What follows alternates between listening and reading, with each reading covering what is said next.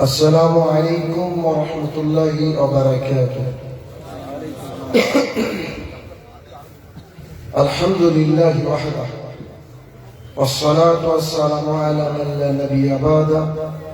أما بعد فإن خير الحديث كتاب الله وخير الحديث حديث محمد صلى الله عليه وسلم وشر الأمور محدثاتها وكل محدثة بدعة وكل بدعة ضلالة وكل ضلالة في النار. فأعوذ بالله من الشيطان الرجيم. فمن يكفر بالطاغوت ويؤمن بالله وقال الله سبحانه وتعالى أطيعوا الله وأطيعوا الرسول ولا تبطلوا أعمالكم. عن أبي هريرة رضي الله عنه قال قال رسول الله صلى الله عليه وسلم ما من عبد يشهد أن لا إله إلا الله وأن محمدا رسول الله وقام من قلبي ونفسي إلا دخل الجنة. عن عائشة رضي الله عنها قال قال رسول الله صلى الله عليه وسلم من شهد أن لا إله إلا الله ودخل الجنة. সম্মানিত উপস্থিতি, সর্বপ্রথম আল্লাহ সুবহানাহু ওয়া তাআলার বারগাহে শুকরিয়া জ্ঞাপন করব যে আল্লাহ সুবহানাহু ওয়া তাআলা গতকাল থেকে আজকে এই পর্যন্ত কিছুদিনই আলোচনা সার তৌফিক আদা করেছেন। আল্লাহ সুবহানাহু ওয়া তাআলা কঠিন এবং কঠোর দিবসের মালিক, তারই ভাষায়, তারই শেখানো ভাষায়, তারই বারগাহে শুকরিয়া জ্ঞাপনার্থে আমরা বলি আলহামদুলিল্লাহ। অতঃপর সমগ্র মানব জাতির শিক্ষক, সমগ্র মানব জাতির পথপ্রদর্শক, সমগ্র মানব জাতিকে যিনি অন্ধকার থেকে আলোর পথের দিশা দিলেন, সেই মরুল দুলাল মুহাম্মদুর রাসূলুল্লাহ সাল্লাল্লাহু আলাইহি সাল্লামের উপর শত কোটি সালাত ও সালাম বর্ষিত আমরা বলি আল্লাহুম্মা আমিন। আপনাদের এই বাবুর বোনা কালিয়াচকে আজকে সংক্ষিপ্ত বক্তৃতার বিষয় মূল্যবান সম্পদ। উক্ত বিষয়ে তথ্য এবং তত্ত্ব আলোচনা করার চেষ্টা করব ইনশাআল্লাহ আজিজ। আপনাদেরকে আমার দুটো প্রশ্ন করা আছে, একটা আমার বক্তৃতা সম্পর্কিত আর একটা ভিন্ন। এই দুটো প্রশ্ন করে ইনশাআল্লাহ সামনের দিকে এগোনোর চেষ্টা করব। আল্লাহ সুবহানাহু ওয়া তাআলা যদি তৌফিক আদা করেন, কিছু কোরআন এবং হাদিস থেকে মূল্যবান কথা বলবো, যেগুলো আপনি এবং আমি যদি আমাদের জীবনে না থাকে সেগুলো সামনের দিন আমরা অ্যাপ্লাই করব। আমরা রাজি আছি তো? বলেন ইনশাআল্লাহ। কালকে থেকে আমার আগে পর্যন্ত অনেকেই বক্তৃতা শুনেছেন এখানে যারা উপস্থিত আছেন। তো কালকে থেকে আমার আগে পর্যন্ত এমন একটা হাদিস আপনাদের মধ্যে থেকে কেউ আমাকে বলবে যেটা আপনি জানতেন না, কিন্তু আলেমদের মুখে শুনেছেন, ওটাকে আগামীকাল থেকে আমল করব বলে নিয়াত করেছেন, এমন একটা হাদিস মনে হয়।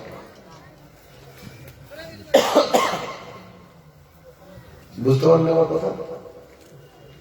আচ্ছা, কালকে ছাড়া আজকে মাগরিব থেকে কিছুক্ষণ আগ পর্যন্ত একটা হাদিস আমাকে বলেন যেটা আপনি আজকে শিখেছেন, লোক আপনার কাছে ওই হাদিস আপনি কাল থেকে আমল করবেন বলে প্রতিজ্ঞাবদ্ধ হয়েছে। একটা হাদিসের ইবারত দরকার নাই, রাবি দরকার নাই, কে বর্ণনা করেছে জানার দরকার নাই, খালি বলেন যে মূল সারমর্মটুকু কি। কেউ বলতে পারবে? গতকালকের পাঁচটা জিনিস আল্লাহ রাব্বুল আলামিন জানেন, তো মানুষ জানে সম্বন্ধে আমরা। জি আলহামদুলিল্লাহ। এক ভাইজান বললেন গতকালকে 5টা জিনিস যেটা বয়ান হয়েছে তিনি আমল করার চেষ্টা করবেন। আর আজকে আজকে শুনবেন। এতক্ষণ কি করছিলেন? টাকা তোলা দেখছিলেন? আচ্ছা, ঠিকই আছে, কিন্তু কথা হলো যে বক্তার কাছ থেকে যে কথাগুলোকে নিবেন সেইগুলা আপনার মধ্যে যদি না থাকে তাহলে ওইগুলাকে সামনে দিয়ে মেনে চলতে হবে। এটাই হচ্ছে ঈমান। এটা একজন মুসলমানের জন্য জরুরি কর্তব্য। আর না হয় আপনি সব জানেন অথবা সব মানেন, যে কোনো একটা। তো আমি মনে করি যে বক্তৃতার স্টেজ মানে আমার জন্য এক একটা ক্লাস। প্রত্যেকটা ক্লাসে যেমন ছাত্রছাত্রী উপকৃত হয় তেমন শ্রোতারা উপকৃত হবে। এইটা যদি আমরা করতে পারি তবে আমাদের সোসাইটি, আমাদের সমাজ উন্নত হবে, নইলে সমাজ উন্নত হবে না। আপনাদের পাশেরই গ্রাম ঝনঝনি, কত দূরে এখান থেকে? 4-5 কিলোমিটার। তো বোধহয় জালসা কমিটির অনেকে এসেছেন কিনা জানিও না, আসতেও পারেন। আমাদের এক আলম সাহেব আছেন স্টেজে। তো কিছুদিন আগে আপনাদের পাশেই গেছিলাম, কোথায় না কালীনগর। তো সেখানে আপনাদের মাদ্রাসা কমিটির একটা গ্রুপ এসে আমার কাছে বললেন যে আমাদের এখানে 70-72 বছর ধরে জালসা হয়। যত জালসা হয় মানুষ বিড়িও খায়, খৈনিও খায়, তো কেউ কোনো পরিবর্তন করতে পারেনি। তো আল্লাহ সুবহানাহু ওয়া তাআলা বোধহয় আপনাকে কবুল করেছেন, আপনার হাত দিয়ে অনেক পরিবর্তন হয়েছে। মানে আমার দাদুর বয়সের লোক খৈনি খায় আর নাতির বয়সের লোক আমার বক্তৃতা শুনে খৈনি ছেড়ে দিয়েছে। এটা আলহামদুলিল্লাহ নাকি ইন্নালিল্লাহ পড়বে, এটা একটা ব্যাপার, তাই না? কারণ যে এলাকায় একটা বড় মাদ্রাসা আছে ওই এলাকার মানুষ বেশি তালিম গ্রহণ করবে এবং জীবন পরিবর্তন করবে। শুধু আপনাদের এলাকায় আমি বহু জায়গায় গিয়ে দেখছি এইটা। তো মাদ্রাসার মাস্টাররাই যদি দাড়ি ছাটে, দাড়িতে কলপ লাগায়, মানে কালো কালি লাগায়, আর খৈনি ডলে খায় ছাত্রদের সাথে, তো সেখানে তো পরিবর্তন না হওয়ার কথা, তাই না? তো এইরকম ঘটনা ঘটছে, মানে অতিরিক্ত পেয়ে গেলে আর কদর থাকে না। তো ভেবে নিয়েছে আমরা আহলুল হাদিস, so we will enter to the paradise. আমরা আহলে হাদিস, আমরা জান্নাতে যাবো, তাতে দাড়ি চাচা আর পঞ্চায়েতের সাথ, কোনো অসুবিধা নেই, কিন্তু আহলে হাদিস হবে। তো আপনারা যখন বক্তা সিলেকশন করবেন এমন বক্তা আনবেন যাতে করে তার কাছ থেকে আপনি উপকৃত হন। 5টা কথা শুনবেন, ওই 5টা কথা মানতে বাধ্য করবে বক্তা। এইভাবে কথা বলতে হবে, তবে জাতি পরিবর্তন হবে। এখন আগুন দিয়ে জ্বালিয়ে দেওয়ার সময়, পানি ঢালার সময় না। বুঝতে পারছেন কথা? আচ্ছা, আজকের আলোচনার বিষয় রেখেছি মূল্যবান সম্পদ। স্টেজে উঠার আগ পর্যন্ত ভাবছিলাম কি আলোচনা করবো জানি না, মাথায় তো চলে আসলে এটাই আলোচনার বিষয় রেখে দিলাম, মূল্যবান সম্পদ। আচ্ছা আমাকে বলেন তো, পৃথিবীতে সবচেয়ে মূল্যবান সম্পদ হিসাবে আপনারা কি বুঝেন?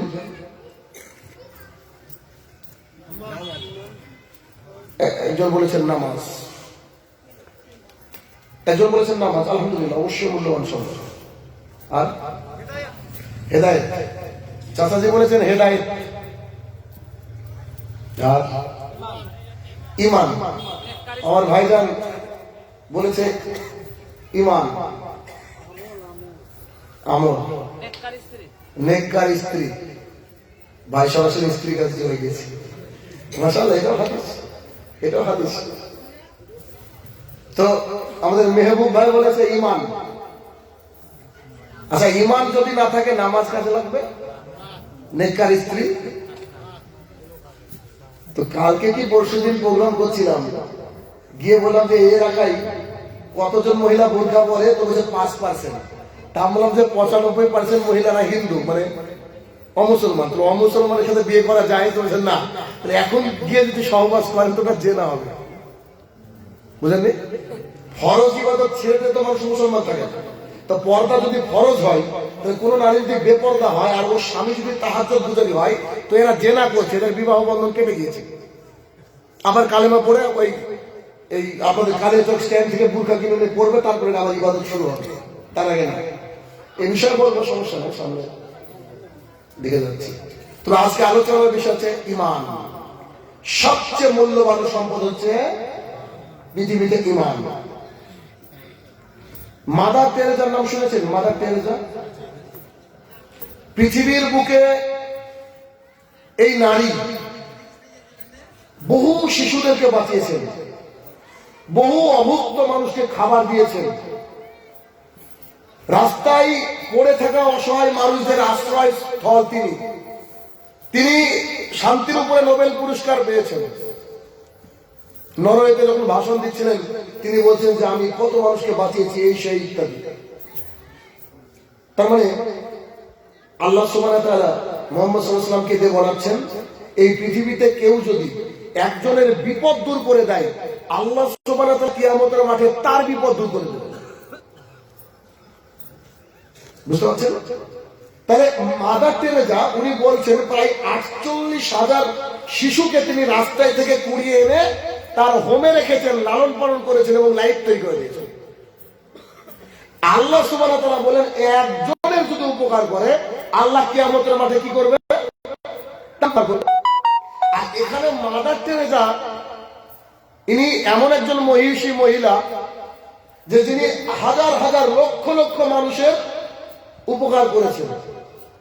ইনি মারা গিয়েছেন। ইনি যখন মারা যান তার আগ পর্যন্ত কি তিনি কালেমায়ে তাওহীদ স্বীকার করেছেন? আমরা অথেন্টিক ভাবে পাই না, অন্তরের কথা আল্লাহ জানে। তো যদি উনি কালেমায়ে তাওহীদ স্বীকার না করে মারা যান তো উনি নগদ কবরে এখনো মার খাচ্ছেন। ফেরেশতারা কিয়ামতের মাঠে মার খাবেন, তারপরে ভয়াবহ অগ্নি শিখার মধ্যে প্রবেশ করবে যেখানে সে চিরকাল থাকবে। বুঝতে পারছেন? কি ছিল না তার? ঈমান ছিল না। বিশ্ব তাকে শান্তির উপরে নোবেল পুরস্কার দিয়েছেন। সত্যি তিনি অনেক ভালো কাজ করে গিয়েছেন, কিন্তু তার ভালো কাজের কোনো মূল্য নাই, কেননা তার ঈমান ছিল না। তাহলে পৃথিবীতে বলে তো ঈমানের চেয়ে মূল্যবান সম্পদ আর কি হতে পারে? আল্লাহ সুবহানাহু ওয়া তাআলা মুহাম্মদ সাল্লাল্লাহু আলাইহি ওয়াসাল্লামকে দিয়ে বলাচ্ছেন যে শোনো, জাতিকে তুমি বলে দাও যে সে যেন তার হাতের একটা খেজুর থেকে অর্ধেক ভেঙে মানুষকে দান করে। এই দানটা যদি সে করে তাহলে কিয়ামতের মাঠে যেন হাঁকিয়ে নিয়ে যাওয়া হবে বান্দাদেরকে। ডান দিকে তার আমলনামা দেখবে, বাম দিকে আমলনামা দেখবে, আর সামনে দাউ দাউ দাউ দাউ করে আগুন জ্বলছে এটা দেখবে। ওই দাউ দাউ করে জ্বলা আগুন থেকে সে যদি বাঁচতে চায়, একটা খেজুরের অর্ধেক হলেও দান করে সে যেন বাঁচে। আল্লাহ সুবহানাহু ওয়া তাআলা মুহাম্মদ সাল্লাল্লাহু আলাইহি ওয়াসাল্লামকে দিয়ে বলেন। অপর হাদিসে মুহাম্মদ সাল্লাল্লাহু আলাইহি ওয়াসাল্লাম বলছেন যে আল্লাহ সুবহানাহু ওয়া তাআলা ক্রোধ, রাগ, অ্যাঙ্গারকে কমিয়ে দিতে পারে দান। এই যে আপনারা সানন্দে দান ছিলেন, এই দানটা আল্লাহর রাগকে কমিয়ে দেয়। আপনি সুদ খাচ্ছেন, কঠিন রেগে আছেন আল্লাহ সুবহানাহু ওয়া তাআলা আপনার উপরে। আপনি জেনা করছেন, আল্লাহ খুব রেগে আছে আপনার উপরে, কিন্তু আপনি যে দান করেছেন আল্লাহর রাগ অমনি পানি হয়ে গেছে। তাহলে দান অনেক ভালো। এই বিশ্বের অন্যতম একজন মাল্টি মিলিয়নারি ব্যক্তির নাম হচ্ছে মিস্টার ওয়ারেন বাফেট। শেয়ার মার্কেটের এক উজ্জ্বল নক্ষত্র মিস্টার ওয়ারেন বাফেট। উনি ক্যান্সার প্রতিরোধের জন্য, এইডস প্রতিরোধের জন্য মিলিয়ন মিলিয়ন ডলার দিয়ে দিচ্ছেন, মানুষের জীবন বাঁচাচ্ছেন। কিন্তু উনি যদি এই অবস্থায় মারা যান তার থাকার জায়গা দেখেন না কেন? আল্লাহ রাজ্যে দমিয়ে দিতে পারে দান। 1 টাকা 2 টাকা আপনার মতো ফকির না, ভিখারি না। বুঝতে পারছেন না? আপনাকে কেন ভিখারি বলছে বুঝতে পারছেন? আচ্ছা, কোনো কিছু উন্নতি করবে জালসা করে কি ওই দান নিয়ে কোনো কাজ করা যায়? হ্যাঁ, ইহুদিরা, খ্রিস্টানরা, হিন্দুরা দেখেছেন কোন জায়গায় ধর্মসভা করে বলে যে অমুকের উন্নতি করবে? করে? আচ্ছা, মসজিদ কার ঘর? তা আল্লাহর ঘরের জন্য কেন আপনাকে দান চাইতে হবে? আপনার হুশ নাই? আপনি এমনি টাকা দিয়ে আসবেন? ওটা আল্লাহর ঘর তো। আল্লাহ তো আপনাকে ওখানে গিয়ে দিয়ে জিজ্ঞেস করবে। আপনার পকেটে টাকা আছে, বক্তা সুরসারি করে টাকাকে আপনার গলা টেনে বের করার চেষ্টা করছে কেন? আপনি বুদ্ধিমান মানুষ, আল্লাহ আপনাকে সুন্দর অবয়বের সৃষ্টি করেছেন। আপনি কি করবেন? সবাই এখানে এসে টেবিলে পালা ফেলে দেবেন, এতগুলা টাকার গাদা হয়ে যাবে। দিয়ে বলবেন, হুজুর একটা খবরদার দানের জন্য কোনো কথা বলবেন না, দেখেন 1 কোটি টাকা দিলাম। এবার আপনি বক্তৃতা দেন, তো 10টা হাদিস শোনেন আর টোটা করে নেয় 100 শোনেন, তাকে ডিস্টার্ব করেন কেন? তার তো টার্গেট কি থাকে জানেন না? তাকে যাই বলবেন না কেন, কমিটি বলে দিয়েছে দান তুলতে হবে, তো যে কোনো ভাবে আপনাকে কামনা করাবেই। ও জাহান্নামের কথা তুলবেই, যা আর হাদিসে আছে তাও তুলবে, যা নাই তাও তুলবে। কারণ ওই বক্তা তখন ভিখারির মতো হয়ে যায়। কেমন ভিখারি? একজন ব্যক্তিকে বলা আছে 2 আর 2 সমান কত? তো বলছে 4 খানা রুটি। বলছে আমি তোমাকে জিজ্ঞাসা করেছি 2 and 2 plus how much? 2 এবং 2 সমান কত? তো বলছে 4 খানা রুটি। তো আশ্চর্য লোক। আমি বলছি তুই আর 200 কত রে বলছে 4খানা রুটি। আরে ভাই রুটি পেলেন কোথায় আপনি? তোদের খিদে লেগেছে তো কি বলবো? বলে খিদেই তো লেগেছে, আমার কি বলবো আমি? খিদে পেটে রুটি ছাড়া এমনি বলবো নাকি? তো বক্তার টার্গেট থাকবে দাম তোলা। এবার দাম তোলা মানে আপনার অন্তরকে বিগলিত করা, যা হাদিসে আছে তাও বলবে, যা নাই তাও বলবে। তাহলে বক্তাও পাবে, আপনারাও পাবে। উন্নতি করবে জালসা না, একটা জিনিসের উন্নতি করবে জালসা, সেটা কি? আমার আলোচনার বিষয় সেটা, সেই উন্নতি করবে, ইমানের উন্নতি করবে জালসা। মানুষ পালা ফেলে দেবে টাকা এখানে। 8-10 জন ছেলে নামাজ পড়ছে আমরা জলঙ্গির বুকে, আমাদের জায়গা জমি নাই, দোকানের মধ্যে নামাজ পড়ে। এলাকার লোক বিভিন্ন জায়গায় আমাদেরকে আপনার ধাক্কা মেরে মসজিদ থেকে বের করে দিচ্ছে। কেন? আমরা আমিন বলি, আমরা ওয়াহাবি। আমরা নাকি ওদের বাপ দাদার ধর্মকে কবর দিতে এসেছি। আমরা নাকি জেনারেল ছিলাম, আমরা কিছু বুঝি না। যখন ধাক্কা দিয়ে মসজিদ থেকে বের করে দিয়েছে, তা আল্লাহর কাছে দোয়া করলাম, আল্লাহ ব্যবস্থা করে দাও। কোথা থেকে একজন লোক এসে 12 লাখ টাকা দিয়ে জমি কিনে দিয়ে চলে যাবে? কেন? আল্লাহ সাহায্য করে না? আমার গ্রামে আমি একা একটা মসজিদ তৈরি করে দিয়েছি। 11 লক্ষ টাকা মানুষ খরচ করেছে। কে করেছে আমি জানি না, কোথা থেকে আসলো আমি জানি না, কিন্তু মসজিদ তৈরি হয়েছে। গোটা গ্রামের মানুষ, একটা পরিবার বাদ ছিল না, শুধুমাত্র আমার পরিবার বাদ দিয়ে সবাই মার্কস পিটিশন করেছে আমার বিরুদ্ধে, যে ফিতনা ছড়ানোর জন্য মসজিদ তৈরি করেছে। মসজিদ তৈরি করেছে, সালাত হচ্ছে, এখন 2-3টি ঘরে গেছে। আমার স্কুলের ছাত্র যায় তো মসজিদে একটু ভালো লাগে। আপনারা যে লাইভ দেখেন আমার প্রোগ্রামে, জুমার খুতবা, লক্ষ লক্ষ মানুষ আমার ইন্টারনেট থেকে দেখে, অথচ আমার সামনে বসে থাকে মাত্র 50 জন, তা আমার ছাত্র সহ, বা 60 জন বা 100 জন। যদি আমার ছাত্র না থাকে তাহলে 15-20 জন লিখকে নিয়ে আমি লাইভ করি, অথচ লাইভ দেখে সৌদি আরব, কাতার, দুবাই, বাহরিন আল্লাহ পৌঁছে দিয়েছে। আমি কি করে ঠেকাবো? তো ইমান, যেমন মাদার তেরেসার ইমান নাই, তাই তাকে জাহান্নামের আগুনে জ্বলতে হবে। Mister Warren Buffett lakh lakh টাকার মালিক, মিলিয়ন মিলিয়ন টাকার মালিক, বাট সে যদি ইমান না নিয়ে এই পৃথিবী থেকে চলে যায়, তাহলে সেই টাকা আখিরাতে তার কোনো কাজে আসবে না। তাহলে সবচেয়ে মূল্যবান সম্পদ ইমান। ইমানের পরে না আছে নামাজ, তাই না? এবার ইমানটা কি? আমরা মুহাম্মদ সাল্লাল্লাহু আলাইহি ওয়াসাল্লামকে জিজ্ঞাসা করলাম, what is the definition of iman? ইমানের সংজ্ঞাটা কি? মুহাম্মদ সাল্লাল্লাহু আলাইহি ওয়াসাল্লাম বলছেন, আল ইমান, ইমান হচ্ছে আমানতু বিল্লাহি, আল্লাহর প্রতি ইমান আনতে হবে। কার প্রতি? আল্লাহর প্রতি ইমান আনতে হবে। তো আল্লাহর প্রতি ইমান কিভাবে আনতে হবে? যেমন করে সাহাবায়ে কেরামরা ইমান এনেছিলেন, তেমন করে ইমান আনতে হবে। সেই জামানায় 360টা মূর্তি ছিল মক্কার বুকে, 360টা লাত, মাত, পদ্মা, বল, বহু মূর্তি ছিল এই মক্কার বুকে। মুহাম্মদ সাল্লাল্লাহু আলাইহি ওয়াসাল্লাম সত্যের দাওয়াত আল্লাহ সুবহানাহু ওয়া তাআলার কাছ থেকে পেলেন মেহমানদারি করার জন্য। তো তিনি সাফা পাহাড়ে উঠলেন, উঠে বললেন, কুলু লা ইলাহা ইল্লাল্লাহ তুফলিহুন। হে মক্কাবাসী, তোমরা লা ইলাহা ইল্লাল্লাহ বলো, তাহলে তোমরা বেঁচে যাও। মুহাম্মদ সাল্লাল্লাহু আলাইহি ওয়াসাল্লাম সবচেয়ে ভালো মানুষ মক্কার মুখে। না, আমি আমার কথা বলছি না, আরে আমাদের তো প্রিয় রাসূল, আমি আমাদের কথা বলছি না। তৎকালীন মানুষের সবচেয়ে সোনার টুকরা, হীরার টুকরা মুহাম্মদ সাল্লাল্লাহু আলাইহি ওয়াসাল্লাম। আমানতের খেয়ানত পৃথিবীর বুকে যিনি করেননি তিনি মুহাম্মদ সাল্লাল্লাহু আলাইহি ওয়াসাল্লাম। মানুষের চোখের নয়নের মণি মুহাম্মদ সাল্লাল্লাহু আলাইহি ওয়াসাল্লাম। কারোর সাথে উঁচু বাক্যে কথা বলেছেন এমন রেকর্ড তার নাই, তিনি মুহাম্মদ সাল্লাল্লাহু আলাইহি ওয়াসাল্লাম।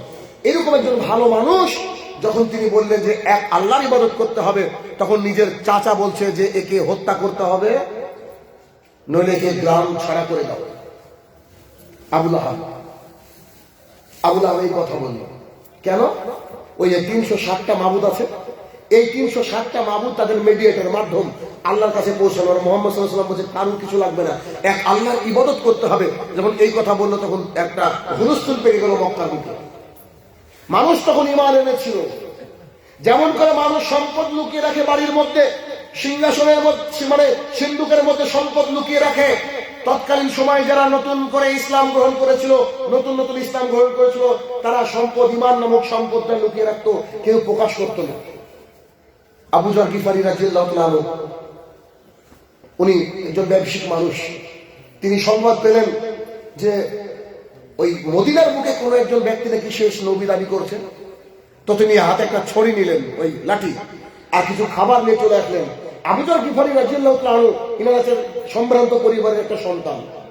তো তিনি চলে আসলেন, চলে এসে মক্কা প্রবেশ করলেন, মোহাম্মদ সাল্লাল্লাহু আলাইহি ওয়াসাল্লামের কাছে অনেক কষ্টে পৌঁছালেন। পৌঁছানোর পর বললেন যে আপনি নাকি নবী দাবি করেছেন, তো আপনি আমাকে কিছু শোনান। মোহাম্মদ সাল্লাল্লাহু আলাইহি ওয়াসাল্লাম আল্লাহ সুবহানাহু ওয়া তাআলার প্রশংসা করে কিছু শোনাতে চাইলেন, শোনালেন, শুরু করলেন। তখন আবু যর গিফারি বলছে, জি আমি তো জানতে এসেছিলাম সত্যি আপনি নবী কিনা, তারপর কথা শুনে বুঝতে পারছি আপনি অবশ্যই নবী, তো আমি ইসলাম গ্রহণ করার জন্য প্রস্তুত, আপনি আমাকে ইসলাম গ্রহণ করান। আবু যর গিফারি রাদিয়াল্লাহু তাআলা মুহাম্মদ সাল্লাল্লাহু আলাইহি ওয়াসাল্লামের কাছে কালেমার সুধা পান করলেন। করার পরে মুহাম্মদ সাল্লাল্লাহু আলাইহি ওয়াসাল্লাম বললেন, আবু যর শুনে রাখো, তোমাকে একটা ঘটনা বলি। এই মক্কার বুকে যারা ঈমান এনেছে তারা চুপি চুপি আমার কাছে এসে সাক্ষাৎ করে। এখনো আমরা ওয়াইডলি মানে চারিদিকে ছড়িয়ে যাওয়ার মতো এখনো ক্ষমতায় আসেনি। আমরা গোপনে গোপনে ঈমান এনেছি, তুমি অবশ্যই গোপনে ঈমান রাখবা। এই কথা যেন বাইরে কুরাইশরা বা কুরাইশের বাইরে আর কেউ যেন না শুনতে পায়। যদি শুনতে পায় তোমাকে তারা হত্যা করবে। আবু যর রাদিয়াল্লাহু আনহু বলেন, আপনি তো সেই নবী যিনি শেষ নবী, আল্লাহর তরফ থেকে প্রেরিত হয়েছেন? বলে জি হ্যাঁ। তখন বোধহয় 2 রাকাত করে সালাত আদায়ের সিস্টেম ছিল। তো বলছে যে আপনি যে সালাত আদায় করেন সেই সালাত কি আল্লাহ সুবহানাহু ওয়া তাআলা দিয়া? বলে জি হ্যাঁ। তো বলছে ঠিক আছে আপনি বসেন। ওই মুহাম্মদ সাল্লাল্লাহু আলাইহি ওয়াসাল্লামের কুটির থেকে বেরিয়ে কাবার মধ্যে ঢুকে এসে বলছে, এই কুরাইশরা, মক্কাবাসী শোনো, আমি আবু যর গিফারি বলছি, আমি ইসলাম গ্রহণ করেছি, আমি মুহাম্মদ সাল্লাল্লাহু আলাইহি ওয়াসাল্লামের হাতে বাইয়াত গ্রহণ করেছি। আবু বকর সিদ্দিক রাদিয়াল্লাহু আনহু বলছেন, এই কথা শুনে আবু জাহেল, উতবা, সাইবারা এত মার তাকে মেরেছে, আমরা হাফ মার্ডার করে দিয়েছি। মুহাম্মদ সাল্লাল্লাহু আলাইহি ওয়াসাল্লামের কাছে তুলে নিয়ে গিয়ে সেবা শুশ্রূষা করার পরে তাকে বলা হচ্ছে, মুহাম্মদ সাল্লাল্লাহু আলাইহি ওয়াসাল্লাম বললেন, আমি তোমাকে বলেছিলাম এখন আমাদের সময় আসেনি, এত হটকারিতা ভালো না। আমি তোমাকে নিষেধ করেছিলাম, তুমি কি তোমার কথা শুনোনি, ইসলাম গ্রহণ করেছো, তোমার জজবা রয়েছে, আলহামদুলিল্লাহ সব ঠিক আছে, কিন্তু এটাকে প্রকাশ করা যাবে না, এখন আমরা সংখ্যায় খুব কম, হয়তো আল্লাহর তরফ থেকে যেদিন ঘোষণা আসবে আমরাও করবো ইনশাআল্লাহ। এই কথা বললেন মুহাম্মদ সাল্লাল্লাহু আলাইহি ওয়াসাল্লাম। একটু সুস্থ হওয়ার পরে গিয়ে আবার বলছে, এই কুরাইশরা শোনো, আমি রিপিট ঘোষণা করছি, আমি আবু যর গিফারি ইসলাম গ্রহণ করেছি। বলছে গতদিন যা বলেছিল তার চেয়ে বেশি মজা ঈমান। তখন যখন তাকে মারছে তো এলাকাবাসী বলছে, এই এর নাম হচ্ছে আবু যর, ওই গিফার গোত্রের একজন বিখ্যাত ব্যক্তিত্ব, তোমরা ওই দিক দিয়ে ব্যবসা বাণিজ্য করো, যদি এই লোকের বাড়ির কেউ জানতে পারে, পরিবারে কেউ জানতে পারে, তাহলে তোমরা ওইদিকে তোমাদের ব্যবসা বন্ধ হয়ে যাবে, তুমি কাকে মারছো? তারপরে সেই জাহেলরা তাকে ছেড়ে দেয়। এটা হচ্ছে ঈমান। ঈমান অনেক কঠিন সম্পদ। তাই আমি ভেবেছিলাম যতজন নবী রাসূল এসেছেন পৃথিবীর মুখে এবং সাহাবীরা প্রত্যেকে মানুষের কাছে অত্যাচারিত হয়েছে, তাহলে ঈমান আনার পরে অত্যাচারিত হওয়া জরুরি। যদি অত্যাচারিত আপনি না হন তাহলে ভাবতে হবে হয় আপনার ঈমানে ঘাটতি আছে, আর না হলে সবাই এলাকার ফেরেশতা। বুঝতে পারেন? আমার এলাকার বুকে সবচেয়ে ভালো ছেলে আমি, সবচেয়ে ভালো রেজাল্টের অধিকারী আমি। আমি আমার চেয়ে 1 বছরের বড় মানুষকে তুমি বলি না, লেনদেন করি। কত সুন্দর একটা ছেলে, সবারই কাছে সোনার টুকরো। আমি সৌদি আরবে এসে একটা বই লিখলাম, সহিহ সালাত শিক্ষা, তারপর থেকে আমার অ্যাকাউন্টে টাকা আছে আমেরিকা থেকে। আমার অ্যাকাউন্ট নেই, আমার ব্যাংকের অ্যাকাউন্ট নেই, কিন্তু টাকা আছে আমেরিকা থেকে। আশ্চর্য জিনিস। সবচেয়ে খারাপ ছেলে, আপনি তো আমার বাড়ির সামনে গিয়ে বলেন যে শাহিনুর রহমানের বাড়ি কোনটা, বলে কোন গ্রামে চিনি না। গোটা দুনিয়া ছিল, তারা ছিল না কেন? আপনাকে দেখাবে না বাড়ি, কি করবেন বলেন? কি অপরাধ? অপরাধ হচ্ছে বাপদাদার ধর্ম থেকে দূরে এসে মুহাম্মদ সাল্লাল্লাহু আলাইহি ওয়াসাল্লামকে মেনে নিয়েছি, এটাই অপরাধ। মসজিদ থেকে বের করে দেওয়া হয়েছে, আমিন বলার কারণে ঘুষি মেরে নাকটাকে ফাটিয়ে দেওয়া হয়েছে আমার এক ভাগ্নে। এর যে ঈমান, ঈমান যদি আনেন তাহলে অবশ্যই কি হবে? ঘটনা তো কিছু একটা আছে, আর নইলে আপনার ঈমানে ঘাটতি আছে। দেখেন, আপনি যদি ঈমানদার হন আপনি আপনার বাড়িতেই টিকতে পারবেন না। দলিল নেবেন, কালকে সকালবেলায় উঠে আপনার সদ্য বিয়ে হয়েছে, আপনি গিয়ে আপনার স্ত্রীকে বলেন শাহিনুর রহমান বলেছে দাড়ি রাখতে হবে, দাড়ি রাখা ফরজ, জি জরুরি দাড়ি রাখতে হবে। আপনার স্ত্রী বলো বক্তাদের কাজই হয় কিসের দাড়ি রাখা, 70 বছর হবে লাস্ট মেয়েটার বিয়ে দেবার, তারপরে দাড়ি রাখবে, মানে ও গ্যারান্টি যে 2025 সালে বলবে। দেখেন, আপনি বাড়িতে টিকতে পারবেন না। 18 বছরের ছেলেটা যদি দাড়ি রেখে দেয়, বাপরে বাপ, যদি কি অপরাধ করে ফেললো, প্রথমে ওর মা বাধা দিবে, তারপর ওর বাপ, তারপর দাদু। ঈমান খুব কঠিন জিনিস, আমাদের ঈমানে ঘাটতি আছে। খালি কালেমায়ে তাওহীদ লা ইলাহা ইল্লাল্লাহ পড়লে ঈমানদার হওয়া যায় না, তাহলে মমতা ব্যানার্জি বহুবার মুসলমান। তো রমজান আসলে লা ইলাহা ইল্লাল্লাহ পড়ে, বহুবার মুসলমান। তাহলে বুঝেন বিষয়টা, আমাদের ইমানও ওই বেনাজির মতো হয়ে গেছে। ইমান খুব কঠিন জিনিস। মক্কার মুখে সবচেয়ে ভালো মানুষটাকে বলছে যে একে হত্যা করতে হবে, নিজের চাচা। চারদিখানি ব্যাপার না। আমি আমার কথা বলছি, আমার ভাই, আমার চাচাতো ভাই, ও যদি আমাকে বাগে পাইতো মেরে ফেলবে। কেন? আমি ইহুদির দালাল, তার জন্য। বুঝতে পেরেছেন? এভাবে ভয় থাকতাম, যে কোনো মুহূর্তে আক্রমণ হবে। তবে আল্লাহ সুবহানাহু ওয়া তাআলা সূরা আল ইমরান সূরা নম্বর 3 আয়াত নম্বর 130 বা 160 বোধহয় বলছেন যে আমার উপরে যে ভরসা করে তার জন্য আমি যথেষ্ট। আপনি কি? আপনাকে তো আল্লাহই বানিয়েছে, আপনার হাতটা ফ্রি হয়ে যাবে। ইমানের একটা ব্যাপার রয়েছে। তো ইমান হচ্ছে আমানতু বিল্লাহি, আল্লাহর প্রতি ইমান আনতে হবে। আল্লাহর প্রতি ইমানের দৃষ্টান্ত দিতে গেলে সারা রাত কেটে যাবে। তবে ছোট ছোট করে আপনাকে শোনাবো। ইব্রাহিম আলাইহিস সালাম, নাম শুনেছেন? জাতির পিতা। আমাদের জাতির পিতা তো অন্যজন, পকেট আছে জাতির পিতা, গান্ধীজি নাকি? তো ইব্রাহিম আলাইহিস সালাম তার তৎকালীন জামানার সুন্দর স্ত্রী নিয়ে চলে যাচ্ছেন, সারা। তাকে নিয়ে চলে যাচ্ছেন এক জালিম বাদশার ওই সাইড দিয়ে। তো যেতে যেতে যেতে যেতে তিনি খবর পেয়েছেন যে এলাকার এক বাদশা আছে, ও যদি জানতে পারে এ আমার স্ত্রী, তাহলে তার সাথে আকাম কুকাম করবে। অতএব কিছু না একটা প্র্যাকটিস করতে হবে, কায়দা কানুন কিছু একটা চেঞ্জ করতে হবে। তো তিনি যাচ্ছেন, যেতে যেতে ইব্রাহিম আলাইহিস সালামকে ডেকে পাঠানো হয়েছে। ডেকে পাঠিয়ে বলছে, ওটা কে তোমার সাথে যাচ্ছে? সুন্দরী রমণী। তো বলছে, আমার বোন। আমার বোন, স্ত্রীকে বলছে আমার বোন। ইব্রাহিম আলাইহিস সালাম ঘুরে এসে বলছে, সারা, এই পৃথিবীর বুকে এখন দুজন ইমানদার, একটা আমি একটা তুমি। তো আল্লাহ সুবহানাহু ওয়া তাআলা বলেছেন যে ইমানদাররা ভাই ভাই ভাই বোন। তো সেই হিসাবে তুমি আমার বোন, আপত্তি নাই। কথা ঠিক বলেছি, কিন্তু একটু ঘুরিয়ে বলেছি। তবে বাদশা খুব খারাপ, দেখো কি হয়। তো সারা যখন চলে গেলেন ওখানে আলাইহিস সালাম, উনি চলে গেলেন, গিয়ে বাদশার সামনে গিয়ে এত রূপ লাবণ্যে ভরা তার সুন্দর চেহারাটা, বাদশার মনে একটা মানে কামনা সৃষ্টি হয়েছে। তিনি সলাতে দাঁড়িয়ে গেলেন, আল্লাহ সুবহানাহু ওয়া তাআলাকে বলতে চাইলেন, আল্লাহ, আমি একজন নবীর স্ত্রী, আমি কোনোদিন অন্যায় করিনি, তুমি আমার ইজ্জতকে, সম্ভ্রমকে রক্ষা করো। বাদশা আসতে গেলেন, তার পাটা মাটিতে ফিক্সড হয়ে গেল, আটকে গেল। তুমি আমাকে আমার জন্য দোয়া করো উঠে গেল। আবার এরকম করে 3 বার বা সামথিং এরকম ঘটনা ঘটলো। তো বলছি, আরে এ কাকে এনেছে? তো শয়তান। কে? শয়তান। একে দিয়ে দাও 1000-কে, যা বলি 1000 নিয়ে চলে আসলো। তো সারা আলাইহিস সালাম কারপরে মানে কারপরে ভরসা করেছিলেন? আচ্ছা, ওই আল্লাহ কি মারা গিয়েছেন নাকি? বলে নাউজুবিল্লাহ মিন জালিক। আপনার আমার ভরসাটা কেন হয় না বুঝি না তো? কেন হয় না? কিছুদিন আগে আপনারা শুনেছিলেন আমার নামে একটা অপবাদ ছিল, জঙ্গি। নিউজ 18 বাংলা প্রচার করলো, ফলাও করে জঙ্গি। শাহিনুর রহমান পেয়ে গেছে বাংলাদেশে। তো নিউজ 18 বাংলা আমার বাড়িতে আসে, সে বলছে, আপনি কি বাংলাদেশে? আমার পাসপোর্ট আপনিও গেছেন, এটা তো বাংলাদেশ। তো 2-3 জন সাংবাদিক সাথে ছিল, আরে আপনি তো শাহিনুর রহমান। জি হ্যাঁ। আরে আপনার ফ্যান আমরা, বলেন কি? তার ফ্যান হয়ে আমাকে তো কি বলবো। তো ওনারা চলে গেলেন। যাও, আমি সেদিন যখন আমাকে সবাই বলেছিল বাড়ি থেকে পালিয়ে যেতে হবে, এই করতে হবে, সেই করতে হবে, আমি একটা হাদিস বলেছিলাম। আবু হুরায়রা রাদিয়াল্লাহু তাআলা বলেন, রাসূল সাল্লাল্লাহু আলাইহি সাল্লাম বলেছেন, পৃথিবীর সমস্ত মানুষ আর সমস্ত জিন যদি সবাই সম্মিলিত পর্যায়ে আপনার উপকার করতে চায়, তাহলে সে ততটুকু উপকার করতে পারবে যতটুকু আল্লাহ উপকার করবে না। কথা এখানে না, কথা এবার আছে। মহাসাল্লাম ওই হাদিসের মধ্যে বলছেন, পৃথিবীর সমস্ত মানুষ এবং সমস্ত জিন মিলে যদি কারোর ক্ষতি করতে চায়, অতটুকুই ক্ষতি করতে পারবে যতটুকু আল্লাহ চায়।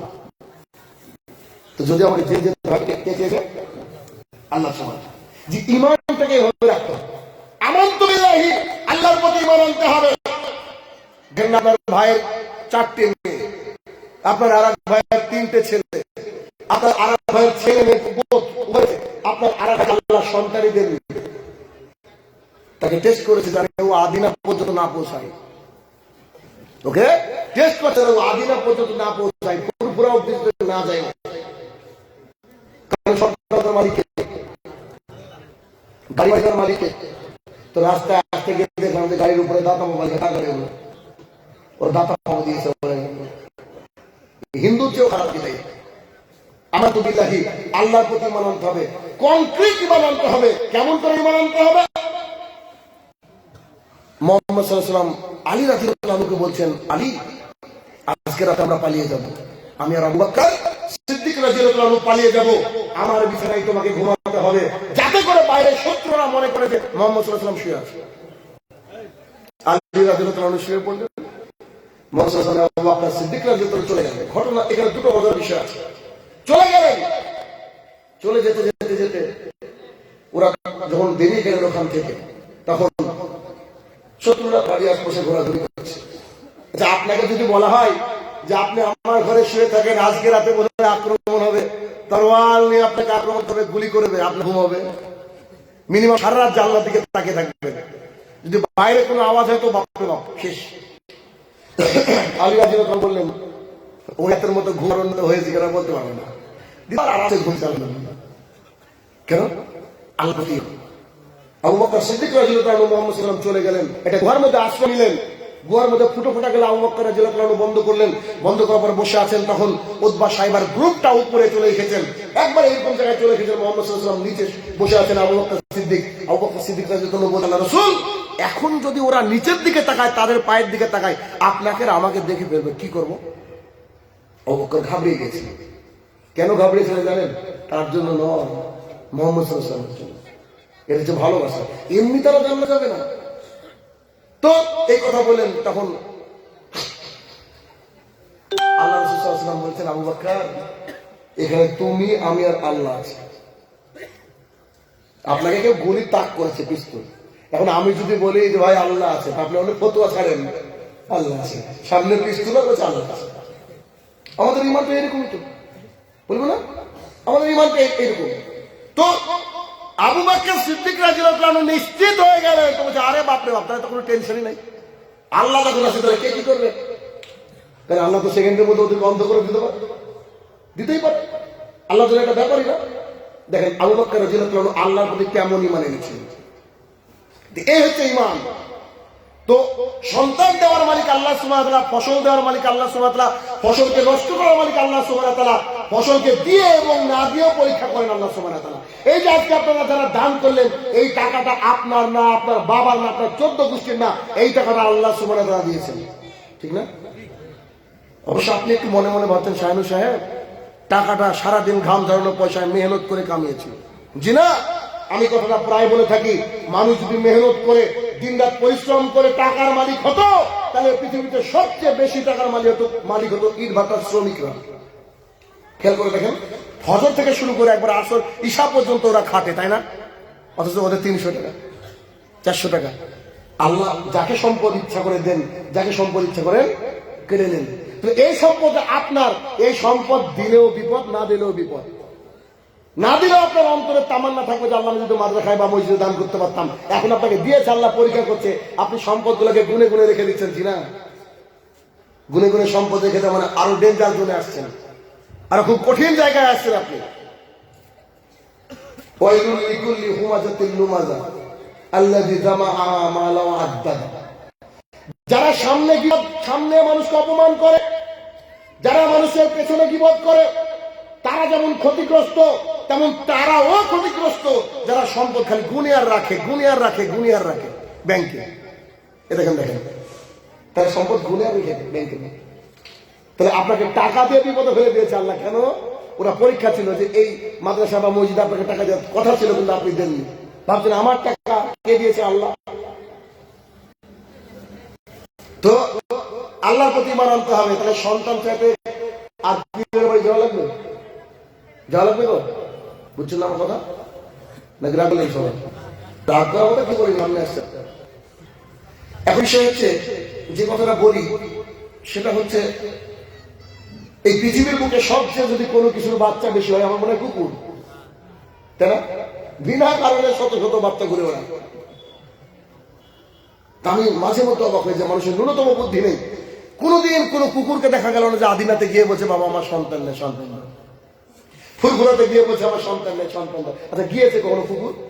তোর তো বাচ্চার অভাব নাই, আপনার অভাব কেন? আপনার স্বভাব খারাপ নাই। সন্তান না দিয়েছেন আল্লাহ, এটা আপনার জন্য পরীক্ষা।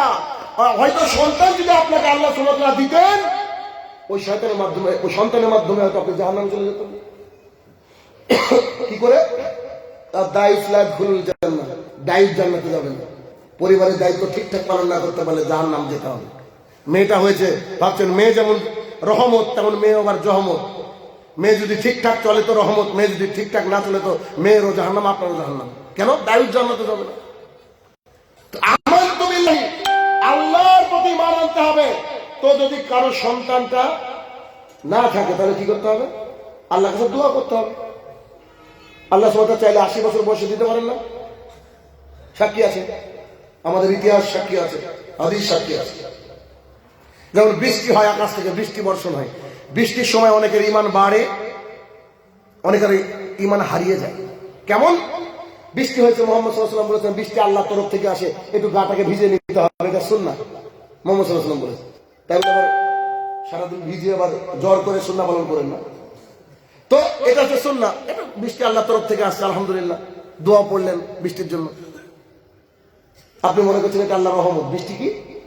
আল্লাহর রহমত। তাই তো রহমতের জন্য দোয়া করা হয়। আর কিছু লোক বলছে আমি জানতাম বৃষ্টি হবে, ওই যে কালকে রাত্রিবেলা দেখলাম না ওই তারাটা উঠেছে, ওই তারাটা উঠলেই বৃষ্টি হয়। ঈমান শেষ। কেননা বৃষ্টি বর্ষণের মালিক কে? আল্লাহ সুবহানাহু ওয়া তাআলা। উনি ভাবলেন তারা, ওই তারার মালিক আল্লাহ সুবহানাহু ওয়া তাআলা। তারাকে যখন ইচ্ছা যেখানে ইচ্ছা আল্লাহ সুবহানাহু ওয়া তাআলা সেট করতে পারেন। এটা আল্লাহ সুবহানাহু ওয়া তাআলা নিজের ইখতিয়ার। অতএব আল্লাহর প্রতি কংক্রিট বিশ্বাস যদি কোনো বান্দার থাকে, পৃথিবীর কোনো কিছুতে সে কি করবে না? ভয় করবে না। আমানতু বিল্লাহি, প্রথমে আল্লাহর প্রতি ঈমান আনতে হবে, একবারে সুদৃঢ় ঈমান আনতে হবে যে আপনি আল্লাহর রাস্তায় আছেন মানে আল্লাহ আপনাকে সাহায্য করবে, করবেই করবে। আল্লাহ সুবহানাহু মুহাম্মদ সাল্লাল্লাহু আলাইহি ওয়াসাল্লামকে বলছেন, শোনো মুহাম্মদ সাল্লাল্লাহু আলাইহি ওয়াসাল্লাম, খবরদার তুমি তাদের অনুসরণ করো না যারা সংখ্যায় বেশি। 6 নম্বর সূরা 116 নম্বর আয়াত। দেখেন না, এক শ্রেণীর মানুষ বলে আমরাই তো বেশি গো, তোমরা কজন? অর্থাৎ তোমরা ঠিক না। পৃথিবীতে বেশিরভাগ মানুষই খারাপ, খারাপ না? যদি বেশিরভাগ মানুষ খারাপ না হয় তাহলে একটা ওয়াজ যদি ছেড়ে দেওয়া হয়, সেটা 2 মিলিয়ন 5 মিলিয়ন 10 মিলিয়ন লোক দেখে, আর একটা পর্নোগ্রাফি ছেড়ে দিলে মিলিয়ন মিলিয়ন ট্রিলিয়ন ট্রিলিয়ন মানুষ দেখে। তো কে বলছেন ভালো? বেশিরভাগই কি খারাপ। আমানতু বিল্লাহি, আল্লাহর প্রতি ঈমান আনতে হবে। ও মালাইকাতিহি, ফেরেশতার প্রতি ঈমান আনতে হবে। এই যে আপনারা এসেছেন আজকে, আপনাদেরকে শোনাই, রাসূল সাল্লাল্লাহু আলাইহি ওয়াসাল্লাম বলছেন, কোন বান্দা যদি এই পৃথিবীর বুকে দ্বীন শিক্ষার উদ্দেশ্যে বাড়ির থেকে বের হয়, মজলিস পর্যন্ত পৌঁছায়, এটা হতে পারে মসজিদ, হতে পারে মাদ্রাসা, হতে পারে কোনো দ্বীনি বৈঠক, অতদূর পর্যন্ত যায় এবং পায়ে ধুলো লাগায় দ্বীন ইসলাম শেখার জন্য, তাহলে আল্লাহ সুবহানাহু কি করেন তার জন্য? এক, প্রত্যেকটা ধাপের বিনিময়ে একটা করে রহমত দিয়ে দেন। 2, প্রত্যেকটা ধাপের বিনিময়ে একটা করে নেকি দিয়ে দেন। 3, প্রত্যেকটা ধাপের বিনিময়ে একটা করে গুনাহ ক্ষমা করে দেন।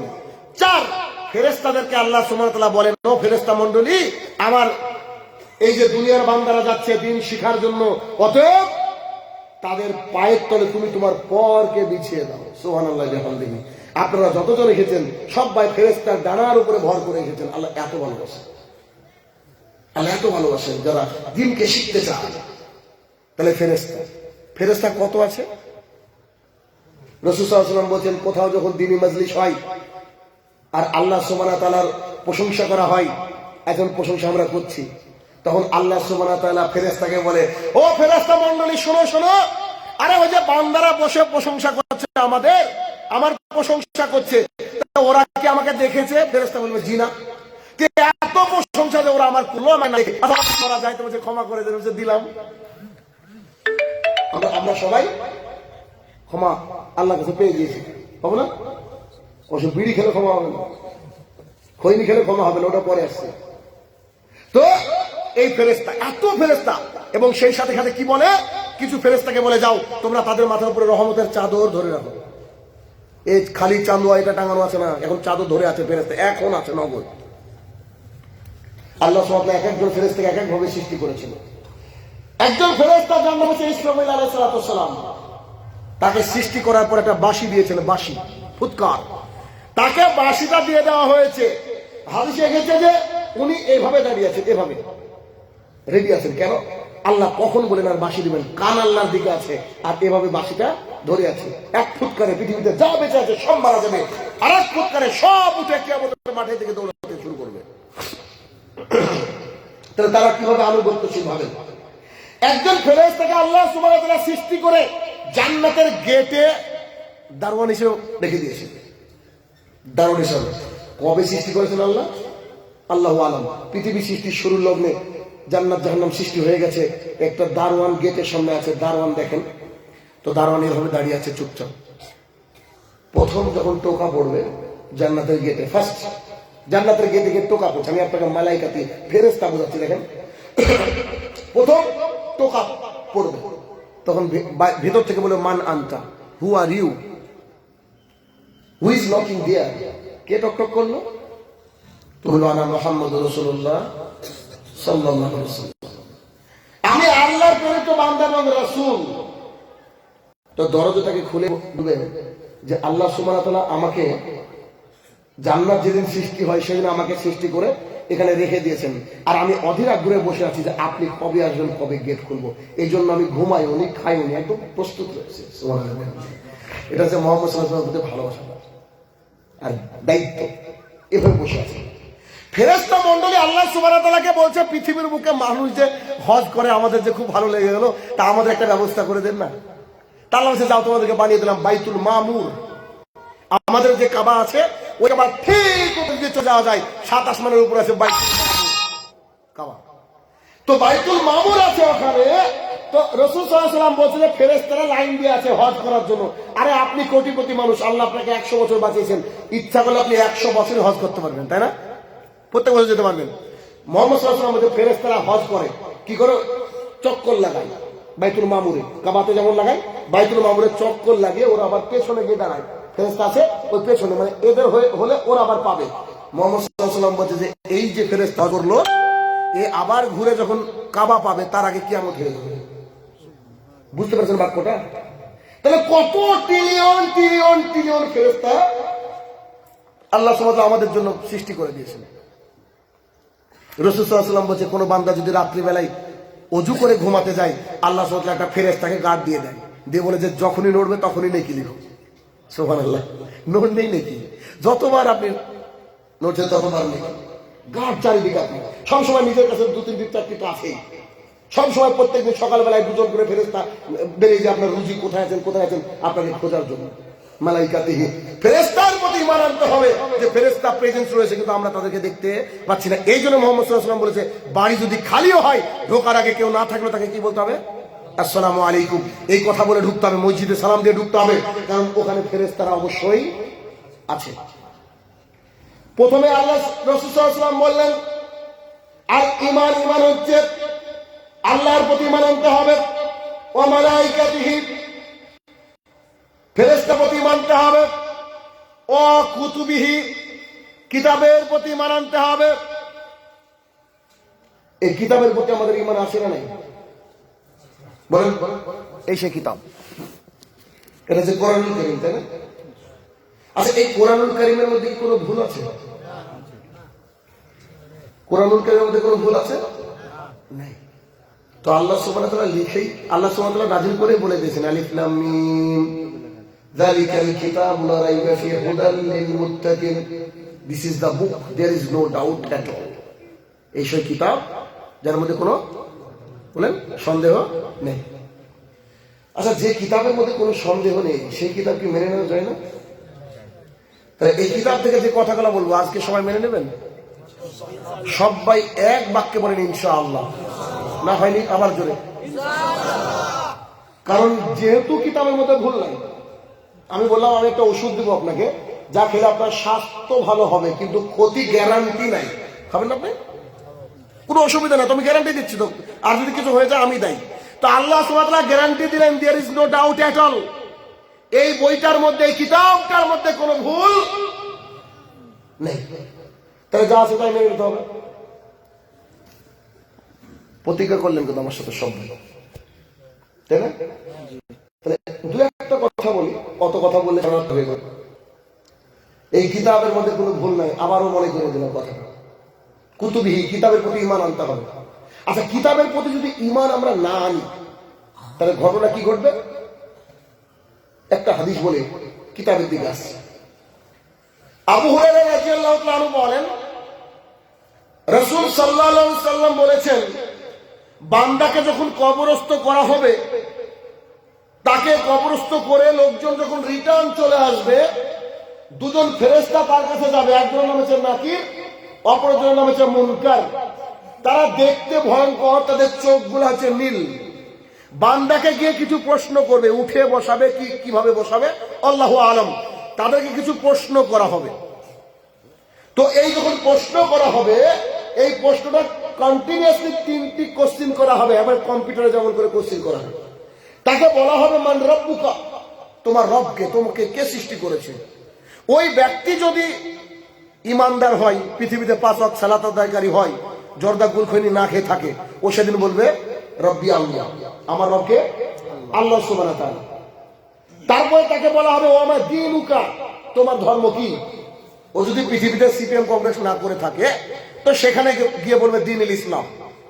তারপরে বলবে যে মা হাজার রাজুল আল্লাযী বাইসাফিকুম, তোমাদের মধ্যে একজন ব্যক্তিকে পাঠানো হয়েছে। হু ইজ দ্যাট গাই, এই লোকটা, এই ব্যক্তিটা কে। তো সে যদি আম্মাল হ মুমিন, ও যদি মুমিন ব্যক্তি হয়, ও বলবে হুয়া মুহাম্মাদুর রাসূলুল্লাহ সাল্লাল্লাহু আলাইহি সাল্লাম, তিনি আমাদের প্রিয় আল্লাহ সুবহানাহু ওয়া তাআলার প্রিয় বান্দা এবং আমাদের রাসূল। 3টি কোশ্চেন করেছে, 3টি কোশ্চেনের সঠিক অ্যানসার পেয়ে গিয়েছে। এবার ফেরেশতা আরো একটা কোশ্চেন করবে, ওয়া ইলমুকা বিহাযা রাজুল, আচ্ছা কি করে জানলে এত সব। দেখেন, মানুষ বলে যে ডক্টর জাকির নায়েক আসার পরে রেফারেন্স শুরু হয়েছে, আল্লাহু আকবার। ফেরেশতা কবরে রেফারেন্স চাইছে, কি করে জানলেন, কই দলিল দাও। তখন আপনি কি বলবেন জানেন, যে মুমিন হোক, বলবেন দেখেন বাক্যগুলো কি কঠিন, কারাতু কিতাব আল্লাহ, আল্লাহর কিতাব পড়েছি। এখানেই আল্লাহ শেষ করতে পারতেন, তো কিছুটা শান্তি স্বস্তি পেতাম বোধ হয়। কিন্তু আল্লাহর কঠিন বাক্য বলছেন, শুধু পড়লেই হবে না, বউ হাফেজ জাহান্নামে যাবে। ও হিফজ করেছে, তারপরে জর্দা দিয়ে পান খায়, মানে কোরআন বুঝতে পারেনি। বহু হাফেজ রয়েছে, বহু কারি রয়েছে, যারা আবার তাবিজ দিয়ে বেড়ায়, কোরআনকে তাবিজের কিতাব বানিয়ে দিয়েছে। তো সেই ব্যক্তি 3টে উত্তর সঠিক দিল কোথা থেকে, ও এবার রেফারেন্স দিচ্ছে। দেখেন, কেরাতু কিতাব আল্লাহ, আল্লাহর কিতাব পড়েছি, ফা আমানতু বিহি, তার প্রতি ঈমান এনেছি। ওই যে আজকে বললেন যা শুনবো মেনে নেবো, কারণ কিতাব তো সত্য, খালি পড়লে হবে না, কি করতে হবে, ঈমান আনতে হবে। এখনো আল্লাহ শেষ করেননি। আল্লাহ সুবহানাহু ওয়া তাআলা এটা বলছেন যে কারাতু কিতাব আল্লাহ ফা আমানতু বিহি ওয়া সাদ্দাকতুহু, তাকে সত্যায়ন করেছে। This is the final revelation for the human kind. এই একটা আছে, এরপরে আর কোন কিতাব আসবে না। আর এটা এর মধ্যে যা আছে সব কল্যাণ করে। ইসলাম থেকে যদি সমাজের কোনো ক্ষতি হয়, ভাবনা ইসলাম না, ভুল হচ্ছে কোথাও। তাই খালি কিতাব পড়লে হবে না, কি করতে হবে, পড়তে হবে, ঈমান আনতে হবে, সত্য বলে মেনে নিতে হবে। আচ্ছা, এবার কথা হলো, ধরেন আমি একটা হাদিস আপনাকে বললাম, তো এই হাদিসটা জাল জয়ীবদ্ধ হতে পারে, হতে পারে, আমার ঘাটতি থাকতে পারে ইলমে। তো এবার এই যে ওকে দলিল চাওয়া হলো, ও এবার দলিল দিয়েছে, একই জিনিসের 3টি দলিল দিয়েছে, যে কিতাব পড়েছি, ঈমান এনেছি, সত্যায়ন করেছি। এবার এই কথাগুলো কি ঠিক বলছে? এবার দলিলটা কে দিচ্ছে দেখেন, ফাউরুদি মিনাদি মিনাস সামা, আল্লাহ সুবহানাহু ওয়া তাআলা আকাশ থেকে বলছে, আন সাদাকা আবদি, আমার বান্দা ঠিক বলেছে। দলিল আল্লাহ নিজে সাক্ষী দিয়ে বলবেন, আন সাদাকা আবদি, আমার বান্দা ঠিক বলেছে। সুবহানাল্লাহ। এরকম নসিব যেন আমাদের সবারই হয়, বলে আল্লাহুম্মা আমিন। এই কথা বলবেন। দেখেন দলিল চাইছে।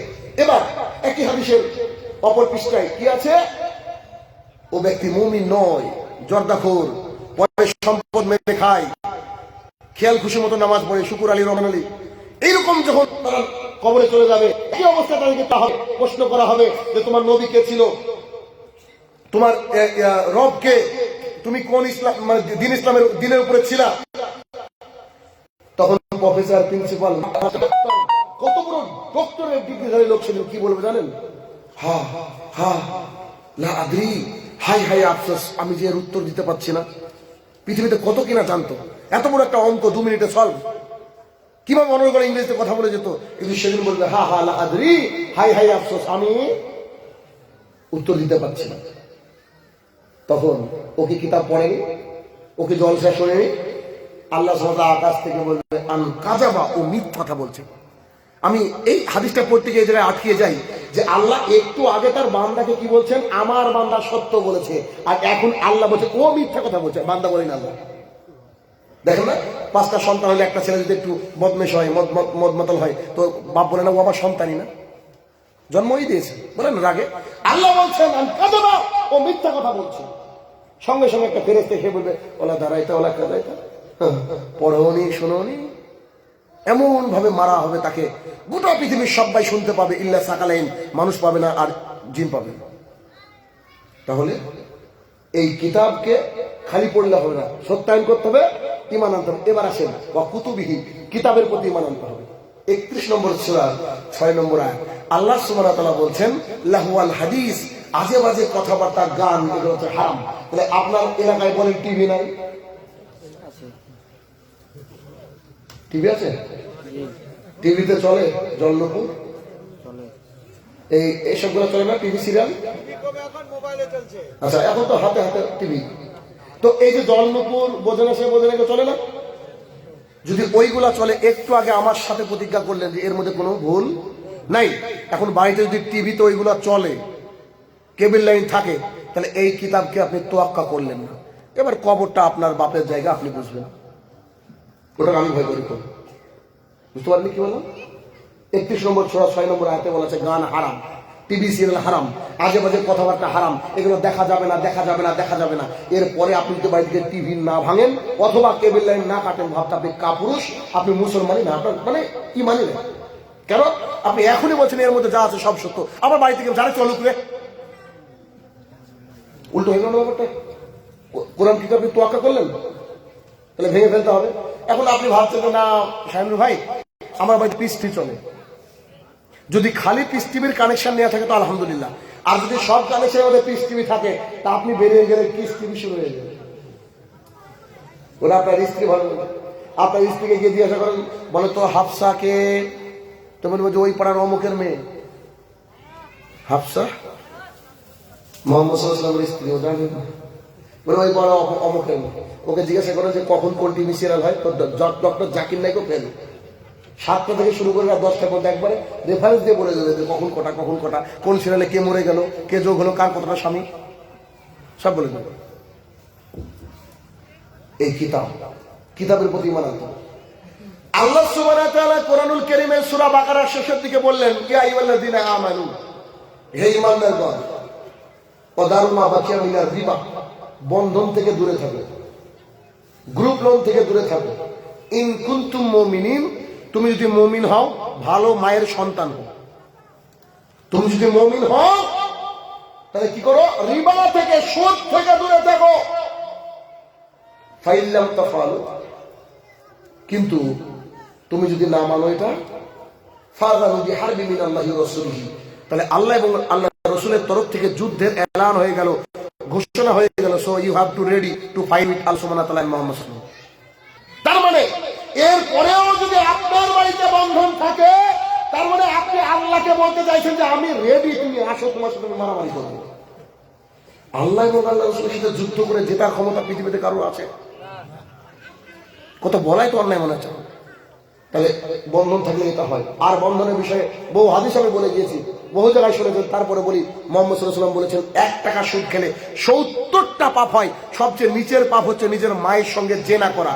যার বাড়িতে বন্ধন আছে, গ্রুপ লোন আছে, ও ওর মার সাথে শয় প্রতি রাখতে পারে, এটা সন্তান। পৃথিবীতে এত আযাব গজব কেন নেমে আসছে? আমার যত হাদিস আমি জানি, মুহাম্মদ সাল্লাল্লাহু আলাইহি ওয়াসাল্লাম এত কঠিন খারাপ বাক্য আর কোনো পাপের ক্ষেত্রে ব্যবহার করেনি। সুদের ব্যাপারে, বন্ধনের ব্যাপারে এই হাদিস ব্যবহার করেছেন। নিজের মায়ের সাথে জেনা, এটা কি ভাবা যায়? 1 টাকা সুদ খেলে 36 জন নারীর সাথে জেনা করে যে পাপ হয় তাতে বেশি পাপ হয়, মুহাম্মদ সাল্লাল্লাহু আলাইহি ওয়াসাল্লাম বলছেন। তাহলে ভাবেন সুদ কতটা জিনিস। তাহলে সূরা বাকারা শেষের দিকে আল্লাহ সুবহানাহু ওয়া তাআলা বললেন যে দারুমা বাকিয়া মিনার রিবা, রিবা থেকে সুদ থেকে দূরে থাকো। আপনার অভাব হয়েছে, আপনি ধৈর্য ধারণ করুন। মুহাম্মদ সাল্লাল্লাহু আলাইহি ওয়াসাল্লাম পেটে পাথর বেঁধেছিলেন, পৃথিবীর শ্রেষ্ঠ ব্যক্তিত্ব। আপনার বিষয়টা কিসের? আপনি কেন এত তাড়াতাড়ি আপনি ধৈর্য হারা হয়ে যাচ্ছেন? তাহলে আপনি বলছেন আমি কিতাবের প্রতি ঈমান এনেছি। আরে ঈমানের তো আমি দ্বিতীয় 3 নম্বর স্টেপে চলছি, আরো তো সামনে বহু আছে, জানি না শেষ করতে পারবো কিনা। বুঝতে পেরেছেন? তাহলে ঈমান আমরা বলি ঈমান আছে, আরে ওযু ভেঙে গেলে বুঝেন খুব যে ওযু না করলে নামাজ হবে না। ঈমান ভেঙে গেলে তো বুঝেন না যে ঈমান নাই, নবায়ন করে নামাজ হবে না বা কিছুই হবে না। আল্লাহ সুবহানাহু ওয়া তাআলা কোরআনুল কারীমের 33 নম্বর সূরা 33 নম্বর আয়াতে বলছেন ওয়াখারনা ফি বুয়ুতিকুন্না ওয়ালা তাবারাসনা তাবারুজাল জাহিলিয়াতিল উলা। এই মহিলারা শোনো, বাড়ির মধ্যে থাকো, জাহিলিয়াতের যুগের মতো নিজেকে দেখিয়ে বেরিয়েও না। এবার আপনাকে প্রশ্ন করবো, আপনার মাথা খারাপ হবে?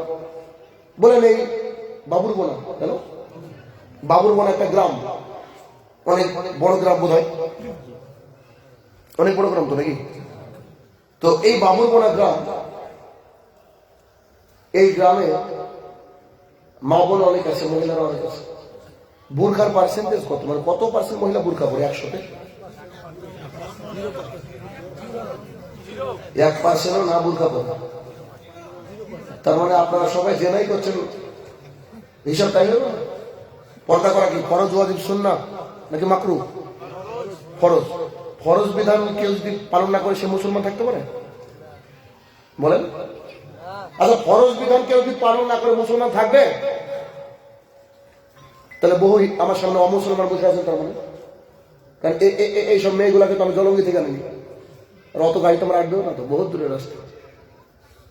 তাহলে বুরখা পরে না, আপনার স্ত্রীকে আপনি কি করতে বিয়ে করলেন? মুহাম্মদ সাল্লাল্লাহু আলাইহি ওয়াসাল্লাম বলছেন ইয়া মাশারা শাবাব মান ইসতাতা মিনকুমুল বায ফালিয়াতাজাওয়াজ। এই যুবকের দল, ক্ষমতা থাকলে বিয়ে করো। ক্ষমতার নাম হচ্ছে বিয়ে। ক্ষমতা মানে রাত্রিবেলা লেপ মুড়ি দিয়ে শোনা। ক্ষমতা মানে আপনার স্ত্রীকে আপনি বলবেন যে আমি আমার সামনে তুমি যেভাবে থাকো থাকো, বাইরে গেলে কি করতে হবে? পর্দা করতে হবে, ফুল আপাত মস্তক পর্দা করতে হবে। একটা মহিলা যদি খালি চুল খুলে বাইরে যায়, 5 শ্রেণীর মানুষ জাহান্নামে যাওয়ার জন্য প্রস্তুত হয়ে যায়।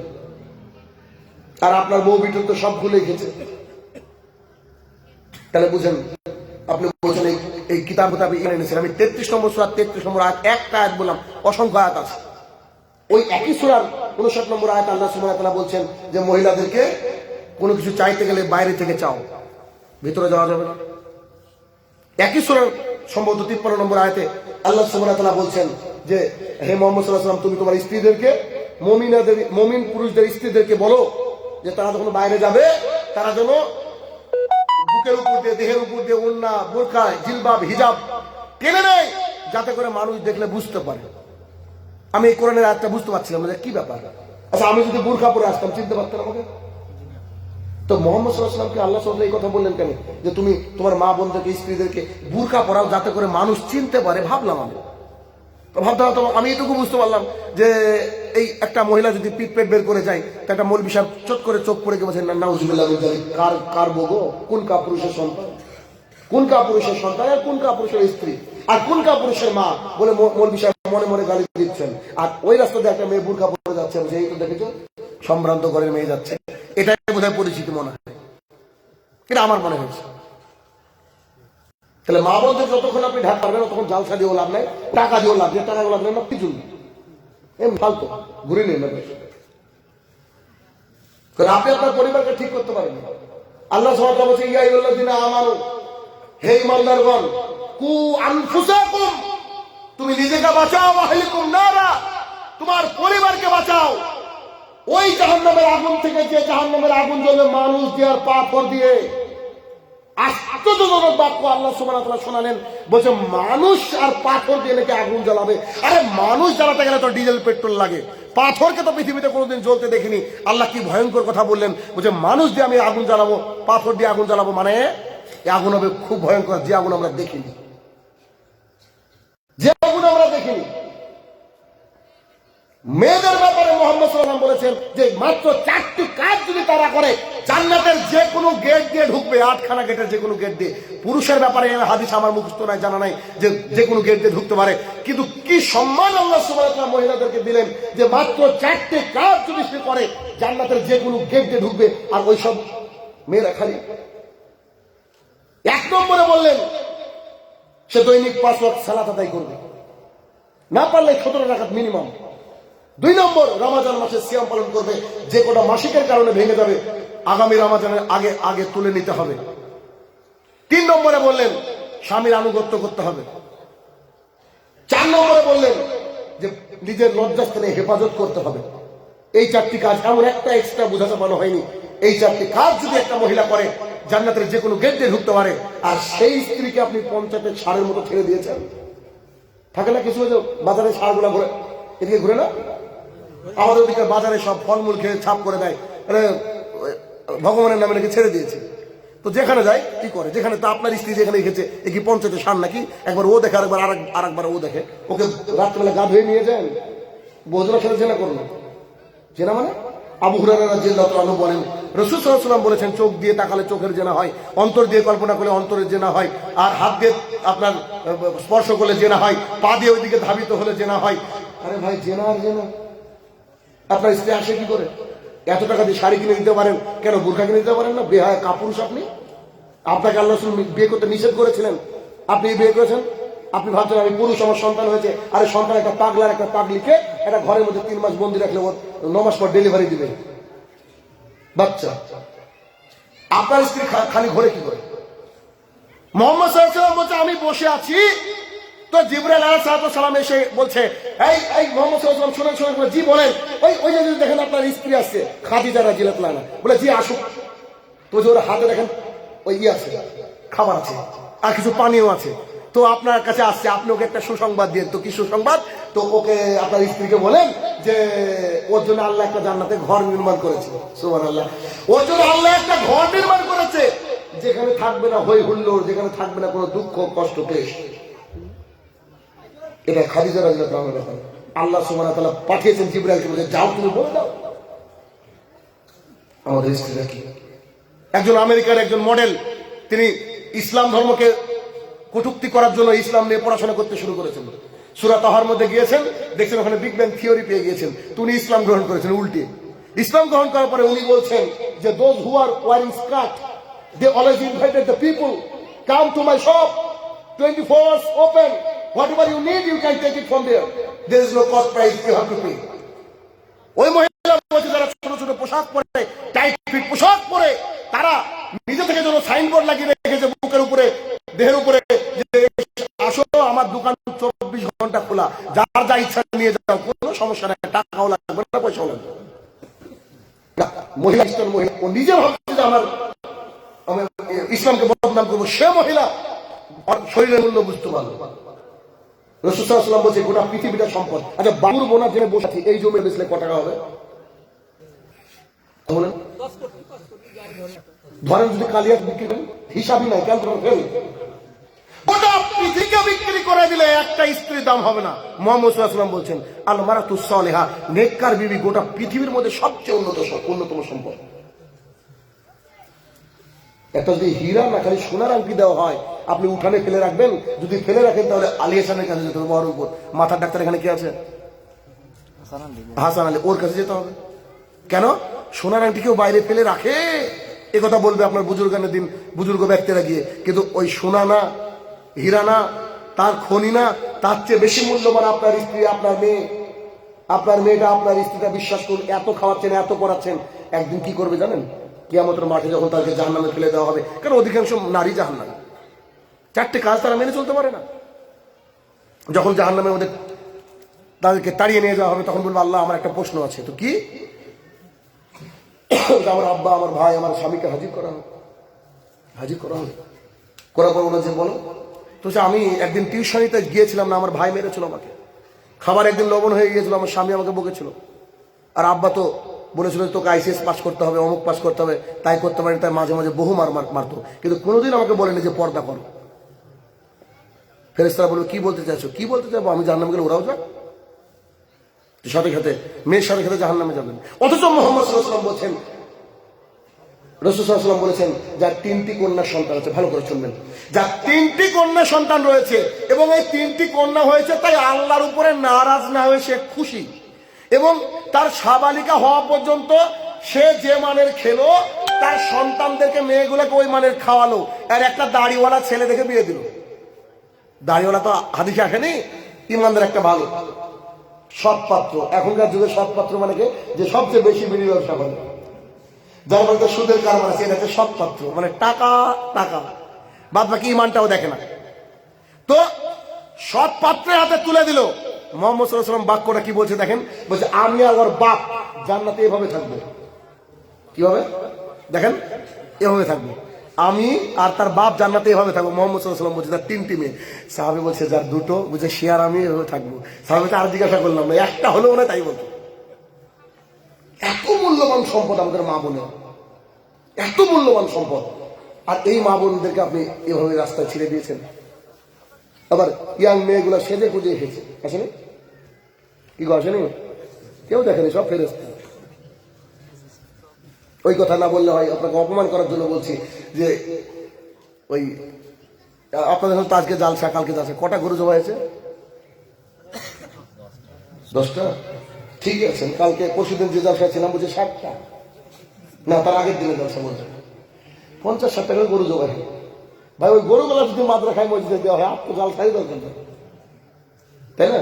আর পেট পুজোর আলেম যারা কন্ট্যাক্ট করে, কতটা ব্যবসাটা বদ্ধ হবে, ওরাও একটু জমিতে নিড়িয়ে খাক। ভাই আপনারা তো কুড়ে করে ভেতর মানুষকে আসলেই টাকা, কি অবস্থা! এটাকে তো ব্যবসা বানিয়ে নিয়েছে হুজুর এখন। তা হুজুরদের কত রকমের কথা, কথা আর শেষ নেই। হ্যাঁ, বলে মাদানি বসে আছে, শাহিনুর রহমানকে প্রধান বক্তা কেন করা হয়? তা আমি কেন প্রধান বক্তা? ভাই আমাকে তুমি শুরু বক্তা করো না, আমার বক্তব্যের পর লোক না থাকলে আমি দায়ী, বলেন দেখি। মানে এমন একটা পরিস্থিতি, মানুষকে ভালোবাসা কেউ জানলো না। এদের যুবকরা ক্ষতিগ্রস্ত। এই কারণে আমি আলোচনা করতে গিয়ে একটা কারণ উল্লেখ করেছি, যে যুবকরা আলেমদের সঙ্গে দৌড়াত্ম, মানে আলেমরা যুবকদেরকে বুকে টেনে নিচ্ছে না। মানে আলেম মানে একটা বিশাল ব্যাপার, অথচ মোহাম্মদ সাল্লাল্লাহু আলাইহি ওয়াসাল্লামের সাথে দেখা করতে গেলে পারমিশন লাগেনি, তো ওই গাছতলায় শুয়েছিলেন। মানে এদেরকে ফোন করলেও পারমিশন লাগে, এই পজিশন। তো আজকে আপনার এলাকায়, আমার এলাকায় কষায় আছে, কষায় না আপনার এলাকায়? আমাদের এলাকায় কি করে জানেন তো, যাদের গরু, বড় বড় গরু করে এক দিন মাঝে মধ্যে, সব দিন তো বড় গরু হয় না, তো সন্ধ্যাবেলায় বা সকালবেলায় করে কি, গরুর গলায় দড়িটা দিয়ে গরুটাকে টেনে দেবে, মানে কিচ্ছু বলে না কিন্তু মুখ দিয়ে। তার মানে এলাকার লোক দেখার বুঝতো, এ মাল কালকে জবাই হবে। এটা করে কি আপনাদের? বাহ, কি অ্যাডভান্স, সব দেখে। তো ও গরুটাকে দেখে নিয়ে বেড়ায় কেন? আগামীকালকে এটা জবাই হবে, 250 টাকা কেজি হলো খাবো, কারণ মুসলমান তো আমরা খাবার পাগল। আর গরুর গোশত মানে তো কথা হবে না বস, গরু, বাপরে বাপ, মাংস তো মনে হয় না গরু ছাড়া, নাকি? অবশ্য আপনাদের মালদাতে কম, আপনারা দেশি মুরগি বেশি খান। তো এটা কষাটা দেখে বেড়াচ্ছে কেন? আগামীকালকে জবাই হবে তাই। তো মহিলারা যে সুন্দর করে সেজে সেজে যাচ্ছে, তো এরা কি জবাই হবে আগামী দিন? না কি বলতে চাইছে বাপ মা, কি বলতে চেয়েছে? যদি একটা নর্মাল পোশাক পরে বাইরে, তো কেন বাইরে যাচ্ছিস?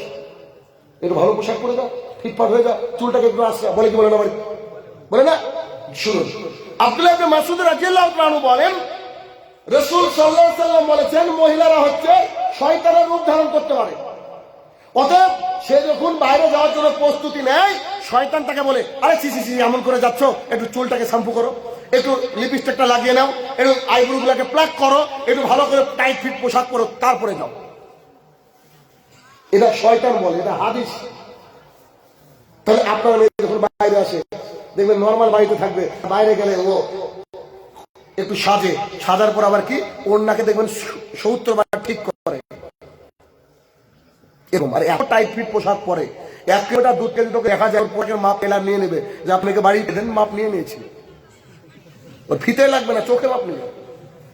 এরকম ঘটনা ঘটছে কিনা বলেন? এত টাইট ফিট পোশাক, কলেজে গিয়েছে জিন্সের প্যান্ট পরে, তো ও বসতেও পারে না, উঠতেও পারে, পেশাব করবে। বাড়িতে এসে বলছে, মা টানো, পা সাত করে দিয়েছে, তো মা ও টানে, বিটেও টানে, তাদের ড্রেসিং টেবিল ভেঙে ওই সেটে পারা হয়ে গেছে মা। এরকম টাইট ফিট, আরে 700 টাকা 1000 টাকা দিয়ে কে জেলখানায় ঢুকানো বলেন? কি পরিস্থিতি আমাদের বর্তমান সমাজে! আর ওটাকে দেখে ফ্যাশন মনে হচ্ছে, হাইলি এডুকেটেড সোসাইটি এই কাজ করছে। কারণ ইহুদি খ্রিস্টানদের এটা চক্রান্ত, যে মহিলাদেরকে যদি রাস্তায় নামিয়ে দেওয়া যায়, সে সমাজ ধ্বংস। কোন একজন বিখ্যাত ব্যক্তিত্ব বলছে যে, if you want to destroy the nation without war, you just put their adultery.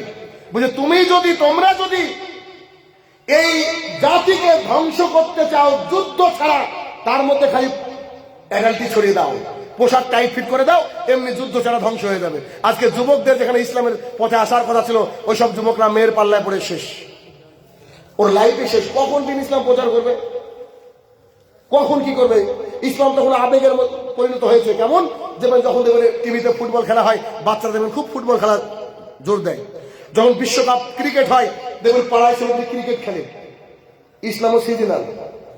যখন শীত আসে, একটু বক্তৃতা শুনে ব্যাটারি চার্জ, 7-8 দিন একদম কঠিন ব্যাপার, শাহিন রহমান বক্তৃতা দিয়ে গেল, এই করবো সেই করবো, আবার কিছু ওই আবার ফিস্ট করছে 31 জানুয়ারি, হয় না? ওই ইসলাম ভুলে গেছে। ওই ব্যাপারটা আবার গান চলছে, আবার ডিজে বাজছে, আবার হাজির বাড়িতে ওই ডিজে বাজছে। বিয়ের 7 দিন আগে গেছে, তো বলছে হাজির সাহেব আপনার বাড়িতে ডিজে কেন? বলছে একদিন বাচ্চারা আনন্দ করুক না। মানে তখন মালাকুল মতকে বলেছে তুমি এখানে আসতে পারবে না, এদিকে 144 ধারা, মালাকুল মত থেকে আসবে না। ওইদিকে কি পরিস্থিতি দেখুন। অতএব একটা সমাজকে সুন্দর করতে হলে কি করতে হবে? মেয়েদেরকে সুরক্ষিত করতে হবে।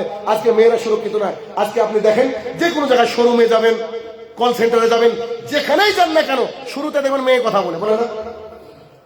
বুঝতে পারেন আমার কথা? শুরুতে মেয়েরা কথা বলে কেন? এরা হচ্ছে ইহুদি খ্রিস্টানদের একটা চক্রান্ত, যাতে করে সমাজটা এভাবে নষ্ট হয়। এবার মেয়েদেরকে এড়িয়ে দিয়েছে, লিলিয়ে দিয়েছে, চারিদিকে এরকম অবস্থা। মোহাম্মদ সাল্লাল্লাহু আলাইহি ওয়াসাল্লাম বলছেন, আমি 2 শ্রেণীর ব্যক্তিকে দেখিনি। 2 শ্রেণীর ব্যক্তিকে দেখিনি, যারা জাহান্নামে প্রবেশ করবে, যারা জান্নাতের গন্ধ পর্যন্ত পাবে না। এক, তাদের হাতে লাঠি থাকবে গরুর লেজের মতো বাঁকা, তা দিয়ে মানুষকে মারবে। মাঝে মাঝে সিভিকও মনে হয় আমার, বুঝেননি? সিভিককে মনে হয় যে আইপিএস অফিসার, পাশে ওসি দাঁড়িয়ে আছে, ওর কোনো মূল্যই নাই। আমাদের গাড়ি তো মাঝে মধ্যে, তো জিজ্ঞাসা করা হলো, স্যার সবই তো ঠিক আছে, কি করবো? অডিও পাস দেখো, অডিও পাস। জানোয়ার অডিও চলছিল তো আমার এতে, তো অডিও পাস নেবে। সিভিক মানে আইপিএস অফিসার, থানার ওসি বছর ছেড়ে দেন, ও বলছে যে দাঁড়ান, আইপিএস অফিসার না, আইপিএস অফিসার হবে। এমন পরিস্থিতি। তো জানি না তারা লাঠি দিয়ে কি করে মানুষকে মারে। আর 2 হচ্ছে মেসাউল, মহিলারা কাসিয়াতুল, পরে থাকবে টাইট ফিট পোশাক। মানে কি? উলঙ্গ পোশাক। এই উলঙ্গ পোশাকটা মেয়েরা পরে আছে, এই মহিলারা জান্নাতে তো যাবে না, যাবে না, জান্নাতের গন্ধ পাবে না। মুহাম্মদ সাল্লাল্লাহু আলাইহি ওয়াসাল্লাম জান্নাতের গন্ধ কত দূর থেকে পাওয়া যায়? তো যে 40 বছরের দূরের রাস্তা থেকে। তো এরা যে জানা, মানে আমি যদি আপনাকে বুঝাতে সক্ষম হই কালিয়াচকের বুকে, যে মা বোনেদের চুলের মূল্য কত, তার শরীরের মূল্য কত, তার পায়ের মূল্য কত, আল্লাহ এত মূল্য দিয়েছে, অথচ আপনার মা মেয়েরা নিজের শরীরের মূল্য বুঝতে চাইল না। তাদেরকে বুঝান। অর্থাৎ জরুরি ভিত্তিতে এই কোরআনুল কারীমকে যদি সত্য মনে করে থাকেন, সত্যি অন্তর দিয়ে, খালি মুখে বললেন যে ইসলাম মানি, মুখে দাঁড়িয়ে নাই, এরকম চলবে না। ইসলাম মানলে পূর্ণাঙ্গ মানতে হবে। আল্লাহ বলছেন যে অদখুলু ফি সিলমি কাফা, পরিপূর্ণ প্রবেশ করো। তাহলে আগামী দিনে মেয়েকে বুরখা পরাবেন, 6 থেকে 700 টাকা দাম। এরকম কেউ আছেন নাকি যে কিনার সমর্থনে হাত তুলেন? তো খালি কিনার অভাবে আপনি বুরখা পরাতে পারছেন না এমন? আপনি কিনার অভাবে বুরখা পরাতে পারছেন স্ত্রীকে? হ্যাঁ, ও আচ্ছা আচ্ছা, আমি উনি উল্টো বুঝেছেন। মানে কিনার অভাবে বুরখা পরাতে পারছেন, এরকম গরিব কেউ আছেন কি? তার মানে সবারই সামর্থ্য আছে, কিন্তু অন্তর নাই। কিনতে হবে, অন্তরটা নাই। আজকে প্যান্ডেলের তলে বসে প্রতিজ্ঞা করে যান, ইনশাল্লাহ আগামী দিন থেকে স্ত্রীদেরকে বুরখা পরাবো। সবাই বলেন ইনশাআল্লাহ। বলেন মেয়েগুলোকে বুরখা পরাবো ইনশাল্লাহ। এখন আবার একটা ফ্যাশন হয়েছে, আমি মাঝে মধ্যে খেয়াল করি, দেখা যাবে দাদি বুরখা পরেছে আর মায়ে বুরখা পরেছে, কিন্তু মেয়ে খালি। আশ্চর্য লাগে রে ভাই, যাকে বুরখা পরার দরকার ছিল সে খালি, আর যার যৌবন টৌবন সব শেষ ও বুরখা পরেছে। তার মানে কি বোঝাতে চায়? মা হয়তো বোঝাতে চাই যে আঙ্কেল আমি এরকমই ছিলাম নাকি? আশ্চর্য অ্যাডভার্টাইজমেন্ট। তাহলে মা বোনকে ঢাকতে হবে, কারণ ওরা হচ্ছে নিয়ামত, আল্লাহ সুবহানাহু ওয়া তাআলার তরফ থেকে একটা ভাবনাহীন নিয়ামত। অতএব আপনারাও জাহান্নামে যাইয়েন না। কেননা আব্দুল্লাহ ইবনে মাসউদ রাদিয়াল্লাহু তাআলা বলেন, সালাসাতুন কাদ হারাম আলাইহিমিল জান্নাহ, তিন শ্রেণীর ব্যক্তি জান্নাতে যাবে না। তার এক শ্রেণীর ব্যক্তি হচ্ছে মদমিনুল খামরিন, নিয়মিত পান, জর্দা, গুল, খৈনি ইত্যাদি যারা খায় বা পান করে, এরা জান্নাতে যাবে না, এরা জান্নাতে যাবে না। দুই, রাজুলাতুম মিন নিসাই, পুরুষের বেশধারী নারী জান্নাতে যাবে না। যারা চুল কেটে ছোট করে, পুরুষের জুতা স্যান্ডেল পায়ে দেয়, টি শার্ট পরে, জিন্স পরে, they will not enter to the paradise, তারা কখনো জান্নাতে যাবে না। তিন, আদ-দায়ুস লা ইয়াদখুলুল জান্নাত, দায়ুস জান্নাতে যাবে না। সাহাবীরা বাক্যটাকে বুঝতে না পেরে বললেন, দায়ুস কি? মুহাম্মদ সাল্লাল্লাহু আলাইহি ওয়াসাল্লাম বললেন, আল্লাহ যিকরু বি আলাল খাবাস, যার বাড়িতে বেহাপনার সুযোগ রয়েছে, যার স্ত্রীরা বেলেল্লাপনা করে বেড়ায়, যার মেয়েরা আপনার ঠিকঠাক বুরকা পড়ে না, হিজাব পড়ে না, তারা হচ্ছে দায়ুস। তারা যদি মক্কায়ও নামাজ পড়ে, তারাও জান্নাতে যাবে না। তাহলে তারা জান্নাতে যাবে না। কিতাব আল্লাহ, আল্লাহর কিতাব, ও কুতুবিহি, কিতাবের প্রতি ঈমান আনতে হবে। কিতাবের প্রতি আমাদের ঈমান আছে বলেন তো? এবার আমি যে দূর থেকে তিনটি বাক্য উল্লেখ করলাম: এক, টিভি সিরিয়াল চলবে না, গান বাজনা চলবে না। দুই, বন্ধন, গ্রুপ লোন, এলআইসি থাকবে না বাড়িতে। তিন, মা বোনেরা পর্দা করবে। ভাই, হাজার হাজার আয়াত মাত্র তিনটি জায়গা থেকে উল্লেখ করেছি। তাহলে বুঝতে পেরেছেন আমাদের মানার ঘাটতি কতটা। তাহলে কারাতু কিতাব আল্লাহ ফা আমানতু বিহি ওয়া সাদ্দাকতুহু, বোধহয় আমাদের মুখ দিয়ে বেরোবে না, কবরের রেফারেন্স দিতে পারবো না। তাই এই তিনটি বিষয়ে আমরা মানতে পারিনি। আচ্ছা, তিনটির মধ্যে আগে একটু একটু করে চেষ্টা করেন। যদিও আল্লাহ বলেছেন, লা ইউকাল্লিফুল্লাহু নাফসান ইল্লা উসাহা, তোমার উপরে মাত্রা অতিরিক্ত বোঝা চাপানো হয়নি। আপনি 3 কেজি পারবেন, আপনাকে 5 কেজি দেওয়া হয়নি। কেন? আল্লাহ এটা ভালোবাসেন না। আপনার বউ বুরখা পরবে, বুরখা তো আর 36 কেজি ওজন না যে পারবে না। আপনার স্ত্রী এত সুন্দর দেখতে, ওটা গোটা গ্রামের স্ত্রী না তো, ওটা আপনার নিজের, বুঝতে পারেননি? কবুল আপনি একা বলেছিলেন। আপনার বাড়ির দরজা খোলা, লোকজন আসে, বলে, ভাবি কেমন আছো? তো তোর ভাই না, একটু গল্প করি। কিছুদিন পর ভাইয়ের ভাই ভাবি, ওই ভাবি ওই ভাইয়ের আছে না। আমার এক শিক্ষিত মূর্খ আছে, সো কল এডুকেটেড পার্সন, তারা কি করে, ওই বাড়িতে যখন জামাই আসে, তখন ওই ছোট মেয়েটাকে বলে, যা তোর দুলা ভাই বোরিং হচ্ছে, একটু গিয়ে গল্প কর। মানে শিয়ারের কাছে মুরগি পোষানি। কিছুদিন পর বড় বোন বাড়িতে, ছোট বোন নাই। কিরে কোথায় গেল? ভার্জিনিটি আউট, ও দুলা ভাইয়ের সাথে চলে গিয়েছে। কত ঘটনা আছে। দুলা ভাই তো শাশুড়িকে নিয়ে পালিয়ে যাচ্ছে মানুষ, কত ডেঞ্জার জোনে আছে, ভাবেন একটা অবস্থা। তাহলে সেই সমাজে আপনি কি করে আপনি পর্দা না করান? যদিও এই সেকুলার পৃথিবীতে কিছু কিছু মানুষ চাইছে যে মহিলারা স্বাধীন হোক, ঘুরে বেড়াক। বিশ্বাস করে, এটা মহিলাদের স্বাধীনতা নাই, এটা তাদের চোখের স্বাধীনতা চাই তারা। আপনার মেয়েটা এত সুন্দর ডাগর ডুগর হচ্ছে, ও দেখতে চায়, আর শাহিনুর রহমান ঢাকতে চায়। তাহলে শাহিনুর রহমান বড় ফিতনাবাজ, কেন আমার মেয়েকে ঢাকলো? আরে ভাই, আপনার মেয়ের দিকে আমি তাকাবো না, কিন্তু গ্রামের মানুষ তো ছাড়বে না। আপনি তাকে বুরখার মধ্যে লালন পালন করুন, জান্নাতের আশায় লালন পালন করুন, এবং তাকে এমন বাড়িতে পাঠান তার বোরকার হচ্ছে সম্মান হানি যেন না হয়। তাহলে কুতুবিহি, কিতাবের প্রতি ঈমান, এটাই তো বোধহয় 11.5 পার। এরপরে বলা হয়েছে রসুলিহি, রসুলের প্রতি ঈমান আনতে হবে। আচ্ছা, এখান থেকে আমার বাড়ি বোধহয় 200 কিলোমিটারের আশপাশে হবে বোধহয়। আমি বুঝতে পারছেন ভারতবর্ষের প্রান্তে থাকি। আমার বাড়িতে যেতে গেলে ইন্ডিয়ান পুলিশ আমাকে আবার 2 বার ধরবে। সকালে ভোরবেলা করে, কাহা সে আ রা হ্যায়? प्रोग्राम से। कहाँ प्रोग्राम था? वो चीन में। बोले देखिए प्रोग्राम कहाँ था? कालियाचक। वो कहाँ पर है? मालदा डिस्ट्रिक्ट में। अच्छा, कौन सा प्रोग्राम था? तो डांस करते গেছিলাম।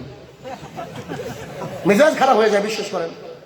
প্রত্যেক রাত্রিবেলা ধরবারে দেখেই তো, দিনেও তো দেখে এই লোকটা, তারপর আবার রাতে ধরবে।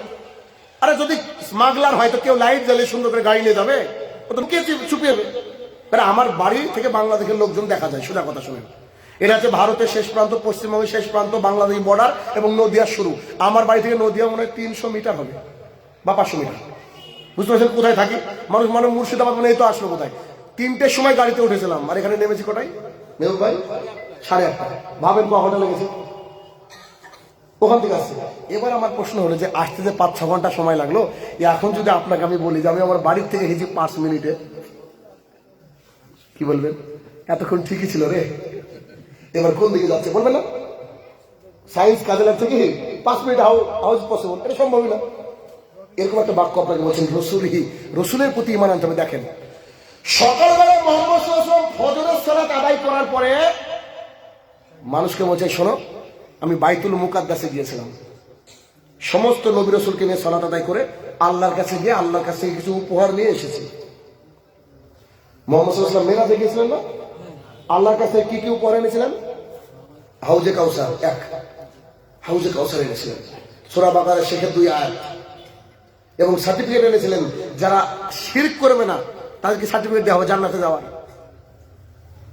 গতদিনের আমার জুমার খুতবা আছে ইউটিউবে, এই এতে আপনার ফেসবুকে শুনে নেবেন, শাহিনুর রহমান ফ্যান পেজ, ওখানে লাইক করবেন, ফলো করবেন। প্রত্যেকটা জুমার খুতবা একটা ক্লাস, ইবাদত কবুলের শর্ত সিরিজ চলছে, 3 নম্বর পর্ব, শিরক আলোচনা করেছি। শিরক না করলেই জান্নাত, বিশ্বাস করেন। কি আল্লাহ অফার দিয়েছে আমাদেরকে, আল্লাহ চাই না যে তার বান্দা জাহান্নামে যাক। তো রাসূল সাল্লাল্লাহু আলাইহি ওয়াসাল্লাম বলছেন যে আমি বাইতুল মুকাদ্দাস গিয়েছিলাম, তখন তিনি মক্কায় থাকতেন।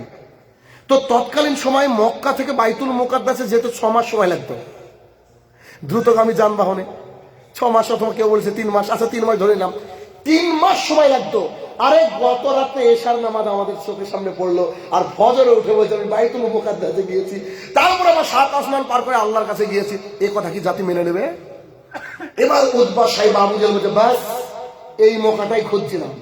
আমরা বলছি এতদিন তো আল ফাল আজে বাজে কথা বলছে, এবার মানুষ কি করে বিশ্বাস করবে শাহিনুর রহমান কি এই 200 কিলোমিটার রাস্তা কি 5 মিনিট আসতে পারে? এই তো মিথ্যাবাদিতা শুরু হয়েছে।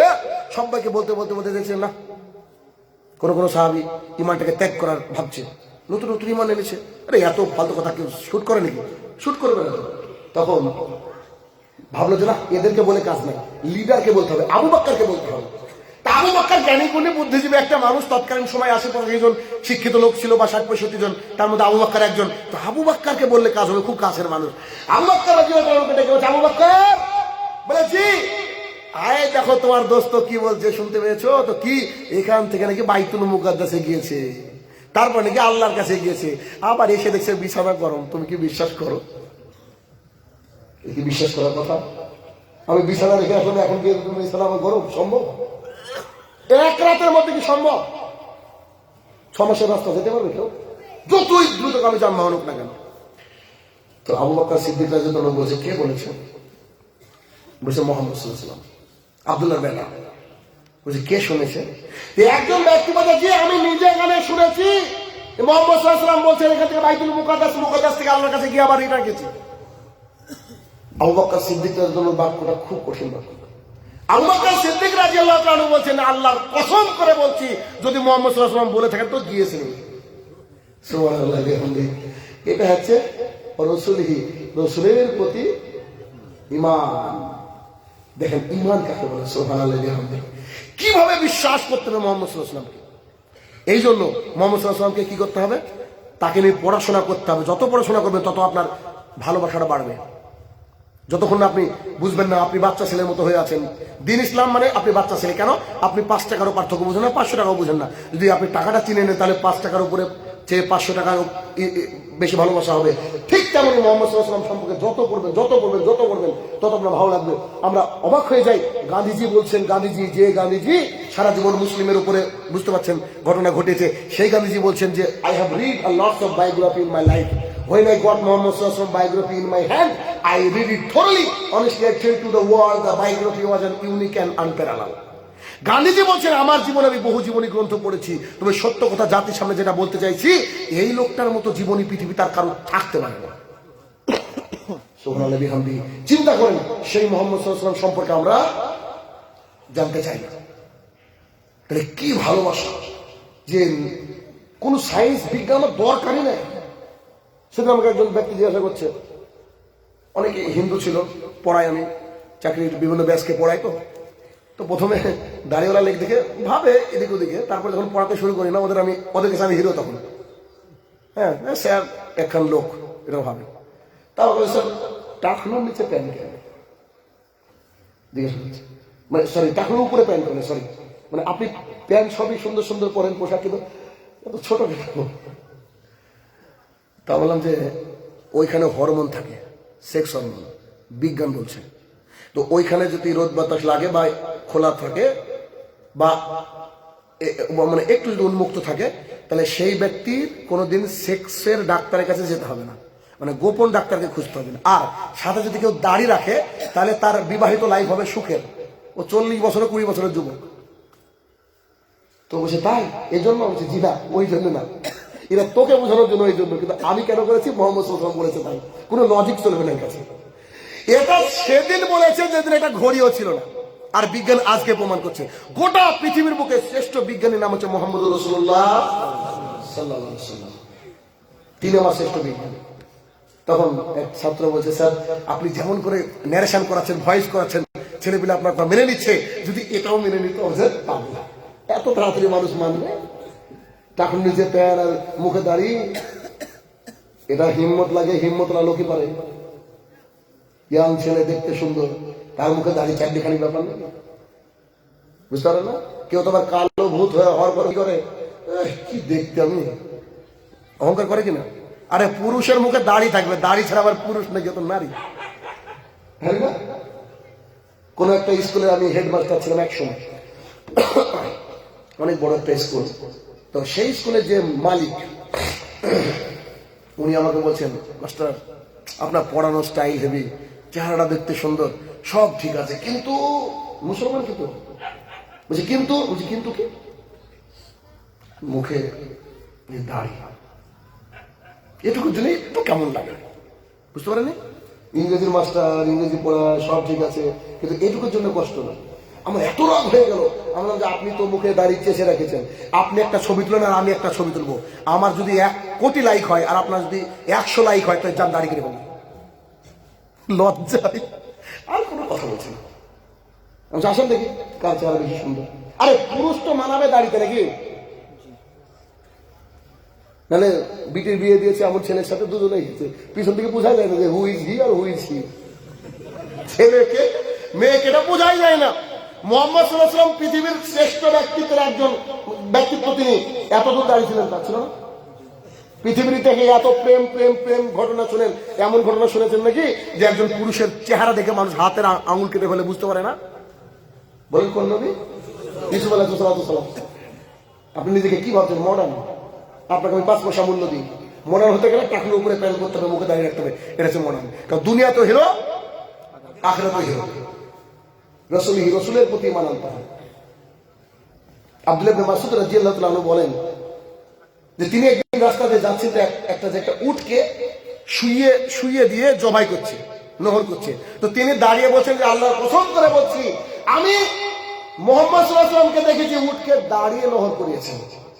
মেনে নাও, এর নাম হচ্ছে মেনে নেওয়া। তাহলে মুহাম্মদ সাল্লাল্লাহু আলাইহি ওয়াসাল্লামের প্রতি ঈমান আনতে হবে। সাহাবীরা কোনো বাক্যই বলেননি। কেমন? এই 17, 18, 16, 17 মাসে এসেছেন মক্কাতে, মদিনায় এসেছেন, শুধু নামাজের পরে মুখটা আকাশের দিকে তুলেন, শুধু মুখটা আকাশের দিকে তুলেন। কেন? যন্ত্রণা, মক্কা থেকে চলে এসেছি। আল্লাহ বুঝতে পেরেছেন অন্তরের কথা। তা আল্লাহ সাল্লাল্লাহু যাও, তোমার কিবলা আমি বাইতুল মুকাদ্দাস বাদ দিয়ে কাবার দিকে করে দিলাম। এই জন্য দেখবেন মসজিদের, এই যারা হজ করতে গিয়েছেন ওখানে একটা মসজিদ আছে, মসজিদের নাম হচ্ছে কেবলাতেন। একটা মসজিদ আছে যার মুখ এখনো বাইতুল মুকাদ্দাসের দিকে আছে। আলহামদুলিল্লাহ, নামাজ পড়ার সৌভাগ্য কয়েকবার হয়েছে আমার। তো এই মুহাম্মদ সাল্লাল্লাহু আলাইহি ওয়াসাল্লাম, এই যে যন্ত্রণা, এই যন্ত্রণা আল্লাহ সুবহানাহু ওয়া তাআলা কাছে মনে মনে পেশ করেছেন। আল্লাহ ঘুরিয়ে দিয়েছে যে তোমার কাবা এখন কোথায়? বাইতুল মুকাদ্দাস নয়, কাবার দিকে। সাহাবী বলছেন সালাত আদায় করার পরে যাচ্ছিলাম এক মসজিদে, তখন সালাত চলছিল। তো ওই মসজিদের বাইরে দাঁড়িয়ে বললাম যে আমি আবুল কাসেম, মানে মুহাম্মদ সাল্লাল্লাহু আলাইহি ওয়াসাল্লাম, আমি আবুল কাসেমের সঙ্গে সালাত আদায় করে আসলাম, তার কিবলা ছিল বাইতুল্লাহ, কাবার দিকে। তো সাহাবী বলছেন যে রুকু থাকা অবস্থায় ছিল সম্ভবত আসরের সালাত, তারা সঙ্গে সঙ্গে ঘুরে নিলেন কোন দিকে? কাবার দিকে। এরকম ঈমান। সাহাবী বলছেন এসে যে কি যে পাঠ করলেন, দান করতে হবে না, কি বললেন? জিহাদ প্রিয় জিনিস দান করতে হবে। বিশাল বড় একটা খেজুরের বাগান আছে, 600-র উপরে গাছ আছে খেজুরের, দান করে দিলাম। কেন? দানের বিনিময়ে জান্নাত পাই, দানের বিনিময়ে জান্নাত। মুসআব বিন উমাইর রাদিয়াল্লাহু তাআলা আনহু কোটিপতি ঘরের সন্তান, একটা জামা 3 দিনের বেশি পরতেন না। মুহাম্মদ সাল্লাল্লাহু আলাইহি ওয়াসাল্লামের পরে সবচেয়ে সুন্দর ব্যক্তি মুসআব বিন উমাইর রাদিয়াল্লাহু তাআলা আনহু। সবচেয়ে সুন্দর ব্যক্তি মুসআব বিন উমাইর রাদিয়াল্লাহু তাআলা আনহু। এই মুসআব বিন উমাইর রাদিয়াল্লাহু তাআলা মারা যাওয়ার সময় কাপড় পাচ্ছেন না। কেন? দ্বীন ইসলাম গ্রহণ করেছিলেন, মুহাম্মদ সাল্লাল্লাহু আলাইহি ওয়াসাল্লামকে মেনে নিয়েছিলেন। একটা খ্রিস্টানের বাচ্চা বা ইহুদির বাচ্চা, অমুসলমানের একটা বাচ্চা মারা যাচ্ছে, ক্যান্সার হয়েছে বা কিছু হয়েছে। তো মোহাম্মদ সাল্লাল্লাহু আলাইহি ওয়াসাল্লাম গিয়েছেন, তো গিয়েছেন মোহাম্মদ সাল্লাল্লাহু আলাইহি ওয়াসাল্লাম, গিয়ে বসে আছেন। তো মোহাম্মদ সাল্লাল্লাহু আলাইহি ওয়াসাল্লাম তাকাচ্ছে বাচ্চাটার দিকে, বাচ্চাটা খালি মোহাম্মদ সাল্লাল্লাহু আলাইহি ওয়াসাল্লাম দিকে তাকাচ্ছে। একটা ইহুদি, আল্লাহু আকবার, মোহাম্মদ সাল্লাল্লাহু আলাইহি ওয়াসাল্লামের চেহারা মোবারক আল্লাহ সুবহানাহু ওয়া তাআলা এমন সুন্দর বানিয়েছেন, তার আখলাক কি বানিয়েছিলেন। তো ইহুদিটা বারবার মোহাম্মদ সাল্লাল্লাহু আলাইহি ওয়াসাল্লামের দিকে তাকাচ্ছে, ছেলের দিকে তাকাচ্ছে, ছেলে বারবার তাকাচ্ছে। তখন ইহুদিরা বলছে, আতি মুহাম্মদ সাল্লাল্লাহু আলাইহি ওয়াসাল্লাম, আরে না মেরে নে তুই মোহাম্মদ সাল্লাল্লাহু আলাইহি ওয়াসাল্লামকে, যা জান্নাত, মারলে তো জান্নাত।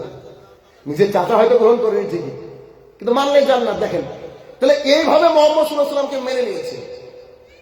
আমরা দেখতে পাইনি, কিন্তু আমাদের বুকে কষ্ট হয় যে তার সাথে কবে আমরা সাক্ষাৎ করব।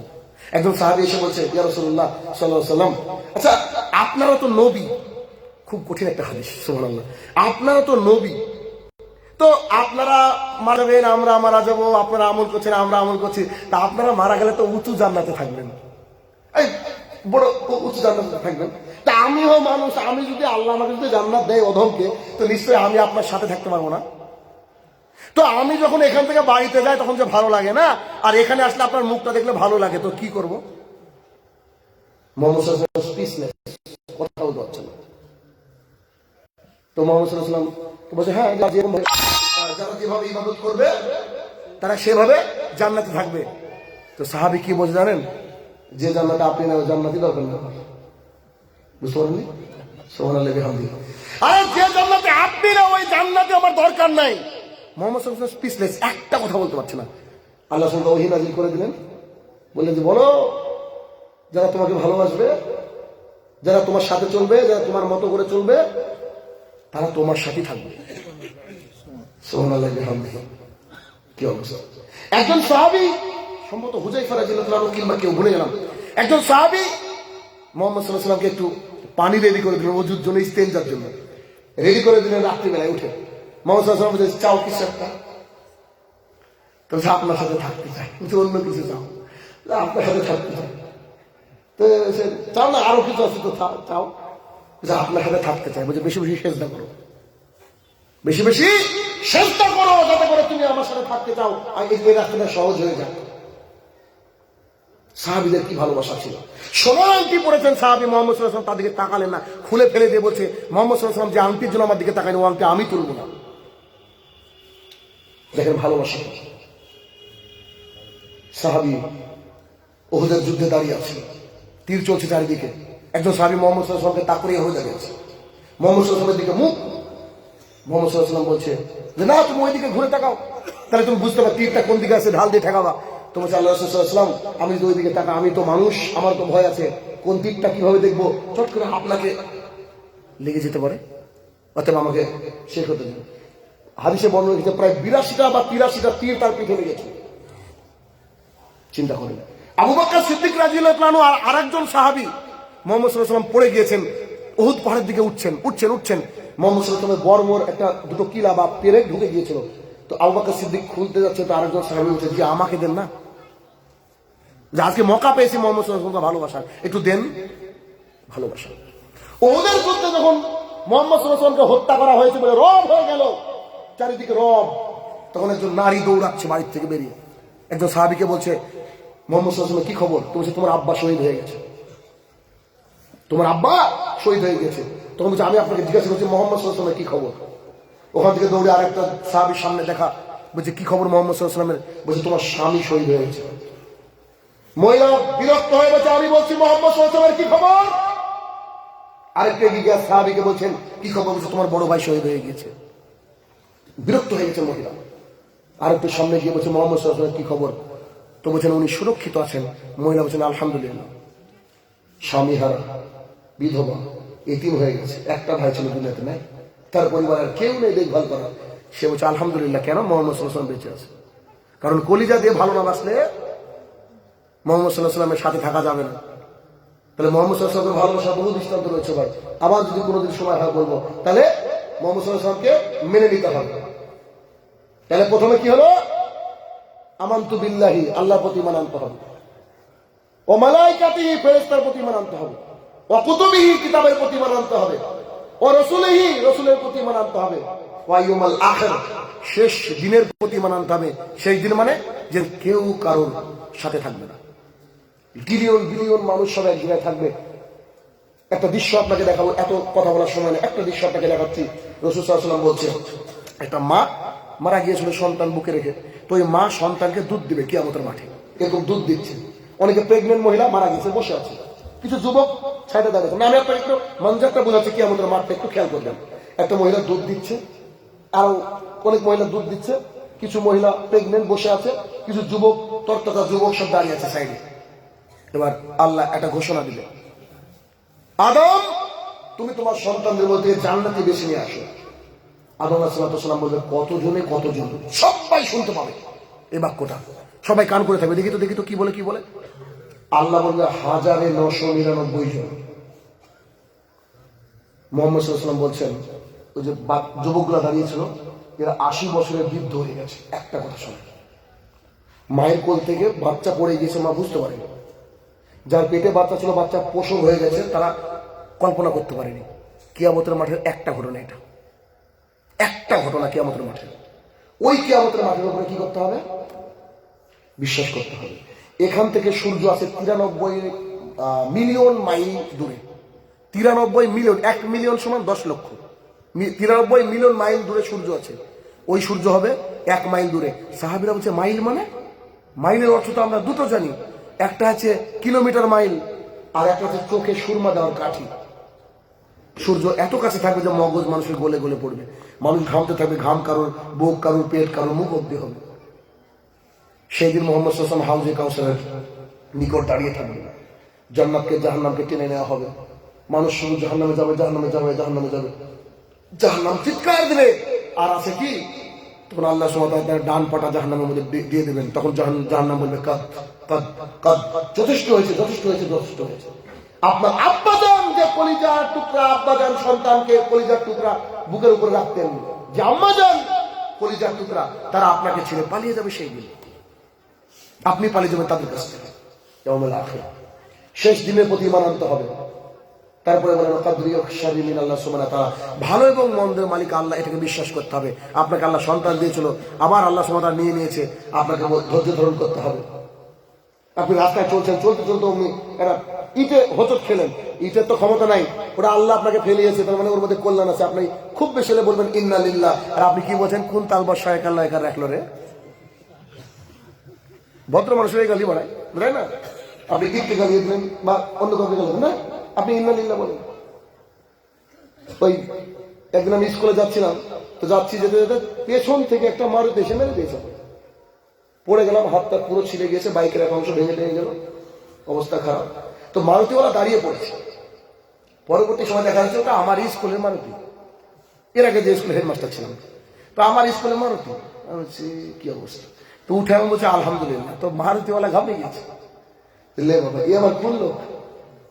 তা আমাকে বলছে, আগে আপনি আলহামদুলিল্লাহ বলে গেল, তাই বললাম। যখন ওকে নিয়ে দিচ্ছি হসপিটালে নিয়ে গেল আমাকে, তো আপনি আলহামদুলিল্লাহ বললেন কেন? আরে ভাই মরিনি তো, আল্লাহকে বাঁচিয়েছে আলহামদুলিল্লাহ। আমাকে তো পাপ থেকে আল্লাহ ওই জায়গায় আমার পাপগুলোকে ডিলিট করে দিয়েছে, কারণ আল্লাহ সুবহানাহু ওয়া তাআলা ইচ্ছা সব ঘটে ভাই। আমাকে পরীক্ষা করেছে আল্লাহ সুবহানাহু ওয়া তাআলা। তাই আমাদেরকে ধৈর্য ধারণ করতে হবে, আপনার তাকদীরে যা লেখা আছে তাই হবে। কারণ পৃথিবী সৃষ্টির 50,000 বছর আগে সবারই কি হয়েছে, ভাগ্য লিখে রাখা হয়েছে। তাহলে এই শেষ দিবসের প্রতি যেমন ঈমান আনতে হবে, যেমন ফেরেশতার প্রতি ঈমান আনতে হবে, যেমন কিতাবের প্রতি ঈমান আনতে হবে, যেমন রাসূলের প্রতি ঈমান আনতে হবে, তেমনই কি করতে হবে, আপনার ভাগ্যের প্রতি ঈমান আনতে হবে। তারপরে ভাগ্যে যা ঘটেছে তা ভালো। যখন মুজাফফর বিন মুহসিন জেলে চলে গেলেন, কিছুদিন আগে ঘটেছিল, অনেকদিন আগে, তো আমি তখন ফেসবুকে বোধহয় লিখেছিলাম যে আলহামদুলিল্লাহ, আল্লাহু আকবার। কত গালি যে শুনেছি। আপনি নাকি সহি তরিকার আলেম, সহি তরিকার একটা আলেম জেলে গিয়েছেন, আপনি বলছেন আলহামদুলিল্লাহ। আমি বলেছিলাম সেদিন যে আল্লাহর কসম করে বলছি, ওর মধ্যে কোনো কল্যাণ আছে, কল্যাণ আছে, কল্যাণ আছে। কিছুদিন পর মুজাফফর বিন মুহসিন 2 মাস 17 দিন পর বেরিয়েছে, বলছে আল্লামা দিলরুল সাইদি আল্লাহর কাছে দরখাস্ত দিয়েছিল যে এই বইটা আমি যে পড়ছি, এই বইটার লেখককে আল্লাহ আমার সাথে দেখা করাও। তো এই বইয়ের লেখক হচ্ছে মুজাফফর বিন মুহসিন। তো তার সাথে দেখা করিয়েছে, দিয়ে তারপরে সে বলেছে বাপ দাদা শেখানো 68 বছরের সালাতকে কবর দিয়ে দিলাম, এখন আমি সহি তরিকায় সালাত আদায় করি। করলাম না? আমি সেদিনও বলেছিলাম যে যখন সাইদি ভেতরে আছে মানে বেঁচে আছে হয়তো বা বাইরে বেলা যখন বলবে যে শহীদদেরকে সহযোগিতা করো, ওকে হয়তো বাংলাদেশ সরকার মেরে দেবে বা কোনো আলেমরা মেরে দেবে, বাংলাদেশে তাই হয়, এরকম ঘটনা ঘটে।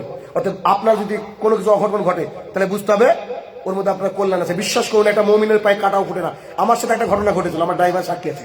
কি ঘটনা? একটা জালসা যাচ্ছি, আমার কোনো জায়গায় আজ পর্যন্ত কোনো ডেট মিস হয়নি, একটা জায়গায় আমি বোধহয় যাইনি। এখন আমার ড্রাইভার বলছিল, কারণ কালকে নাকি এক ভাইয়ের জালসা ছিল, আসেনি এরকম ভাইয়ের, এরকম একটা শুনলাম আমি ওই খেতে গিয়ে বলছিল। তো আমাকে আমার ড্রাইভার বলছে যে তোর জালসা তো, ও আমার ছোট ভাই, হ্যাঁ, তোর জালসাটা কোনোদিন আজ পর্যন্ত কোথাও মিস করিসনি।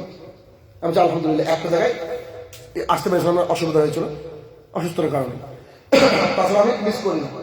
তো একটা জায়গায় যাচ্ছি, যেতে একটু টাইম আমার দেরি হয়ে গেছে, বুঝলেন, দেখছি হঠাৎ চাকা পাংচার। আমলাম ইন্নালিল্লাহ, কি হলো? তো চল চাকাকে ঠিক করি। তো একটু পর বললাম যে জায়গায় যাচ্ছিলাম ওই জায়গাটা একটু ডেঞ্জার জায়গা, তীরের এলাকা। তো আমি বললাম যে এর মধ্যে বোধহয় কল্যাণ আছে রে কিছু। তো আমাকে বলছে তুই সব জায়গায় কল্যাণ খুঁজিস। আমরা কল্যাণ তো শিওর আছে, কারণ কিছু কিছু এলাকায় আবার আমাকে হুমকি দেয়, আপনি আসলেই গুলি করে দেবো। তো কোনো পিস্তলের গুলি এখন পর্যন্ত বুক পর্যন্ত আসেনি। আর আমি মারলে তো শহীদ, মরলে জান্নাত, তার কি দরকার, ওখানে সারা জীবন থাকতে হবে।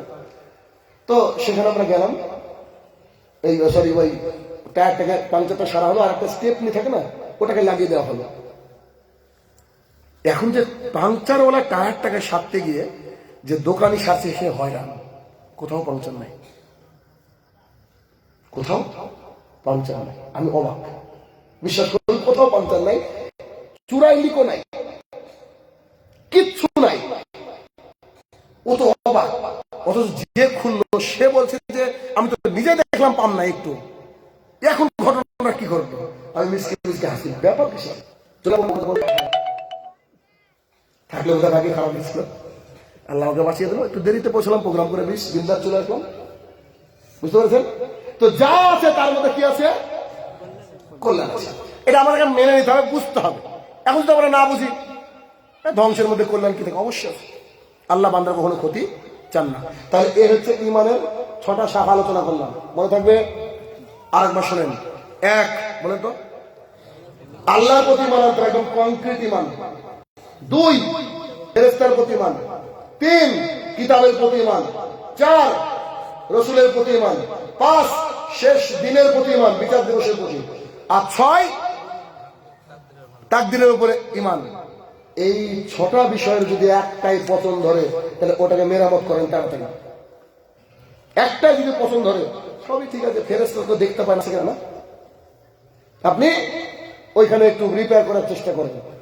এইটা হচ্ছে আজকের আলোচনা বিষয়। বলেছিলাম 2 ঘন্টা আলোচনা করবো, কিন্তু 2 ঘন্টা পর। এ হচ্ছে মূল্যবান সম্পদ। এই মূল্যবান সম্পদ নিয়ে আল্লাহ সুবহানাহু ওয়া তাআলা আমাদেরকে পৃথিবীর বুক থেকে যাওয়ার তৌফিক আতা করুন ইনশাআল্লাহ, আল্লাহুম্মা আমিন। আমাদের মধ্যে যারা মেন্টালি এবং ফিজিক্যালি অসুস্থ রয়েছে, আল্লাহ তাআলা শেফা দান করে, আল্লাহুম্মা আমিন। আমাদের মধ্যে যারা কবরের তলে সাহিত্য জানি নাকি হারিয়ে রয়েছে, হে আমার প্রতিপালক, তারা যদি শিরক বিদআত না করে মারা যায়, তাকে তুমি ক্ষমা করে দাও, আল্লাহুম্মা আমিন। হে আমার প্রতিপালক, আমরা মুসলমান ভাই ভাই, প্রত্যেক মুসলমান যেন একই সাথে চলতে পারি, সেই তৌফিক আল্লাহ করো, আল্লাহুম্মা আমিন। হে আমার প্রতিপালক, এলাকার মা বোনদেরকে তাদের শরীরের মূল্য বুঝে আগামী দিন থেকে বোরকা পরার তৌফিক আল্লাহ করো, আল্লাহুম্মা আমিন। আমার প্রশ্ন, আচ্ছা তার আগে বলি, ওই আশরাফুল ইসলাম ডিলার মালতীপুর 10,000 টাকা দিয়েছেন, আল্লাহুম্মা সাল্লি আলা ওয়া বারিক আলাইহি। আসসালামু আলাইকুম। পোল্ট্রির মাংস কেটে বিক্রি করা যাবে কি? তো না কেটে গেলে খাবেন কি? হ্যাঁ, অবশ্যই হবে, সমস্যা নাই। তো যে পোল্ট্রির মাংস বিক্রি করে, ও যদি নামাজ না পড়ে, ওর কাছ থেকে খাবে না। গরু কিংবা ছাগলের কষাই একই জিনিস। শেখ আব্দুর রাজ্জাক বিন ইউসুফ সম্পর্কে বলেন, বাংলাদেশের শেখ আলহামদুলিল্লাহ অনেক ভালো মানুষ। আবার কি বলবো, অনেক বড় একজন আলেম। সেলিম অনেকের পোশাক কাপড়ে পড়তে থাকে, তবে কি করতে হবে? জি, সুন্দর প্রশ্ন। যদি পারেন তো পোশাক চেঞ্জ করবেন, না হলে কি করবেন? ওযু করার পরে এবার পানি দিয়ে ছিটা করে দেবেন। দেখতেন হুজুর স্যার, এই যে এখানে লেখা আছে ওটা বলে দেবেন, কেন কোরআন তো ঠিক, জি জি, এতে সন্দেহ নাই, কিন্তু এইখানে লিখে রেখেছে। হ্যাঁ, বুঝতে পেরেছি বুঝতে পেরেছি। এটা কি পড়াবে? না না না, হ্যাঁ, ওটা তো এক্সট্রা আমি সেদ্ধ, ওটা কোরআনের আওতায় আসছে না। ওটা আমি যদি আবিদের কিতাব ঢুকিয়ে দিও তো হবে না, তাই না? ওটা এমনি আলাদা লেগেছে। যাই হোক, সেলিম 2000 দিয়েছে। সেলিম ভাই বলে কোন একজন ব্যক্তি 2000 দিয়েছেন, আল্লাহ সুবহানাহু ওয়া তাআলা আমল কবুল করুন। আল্লাহুম্মা আমিন। আসসালামু আলাইকুম ওয়া রাহমাতুল্লাহি ওয়া বারাকাতুহু।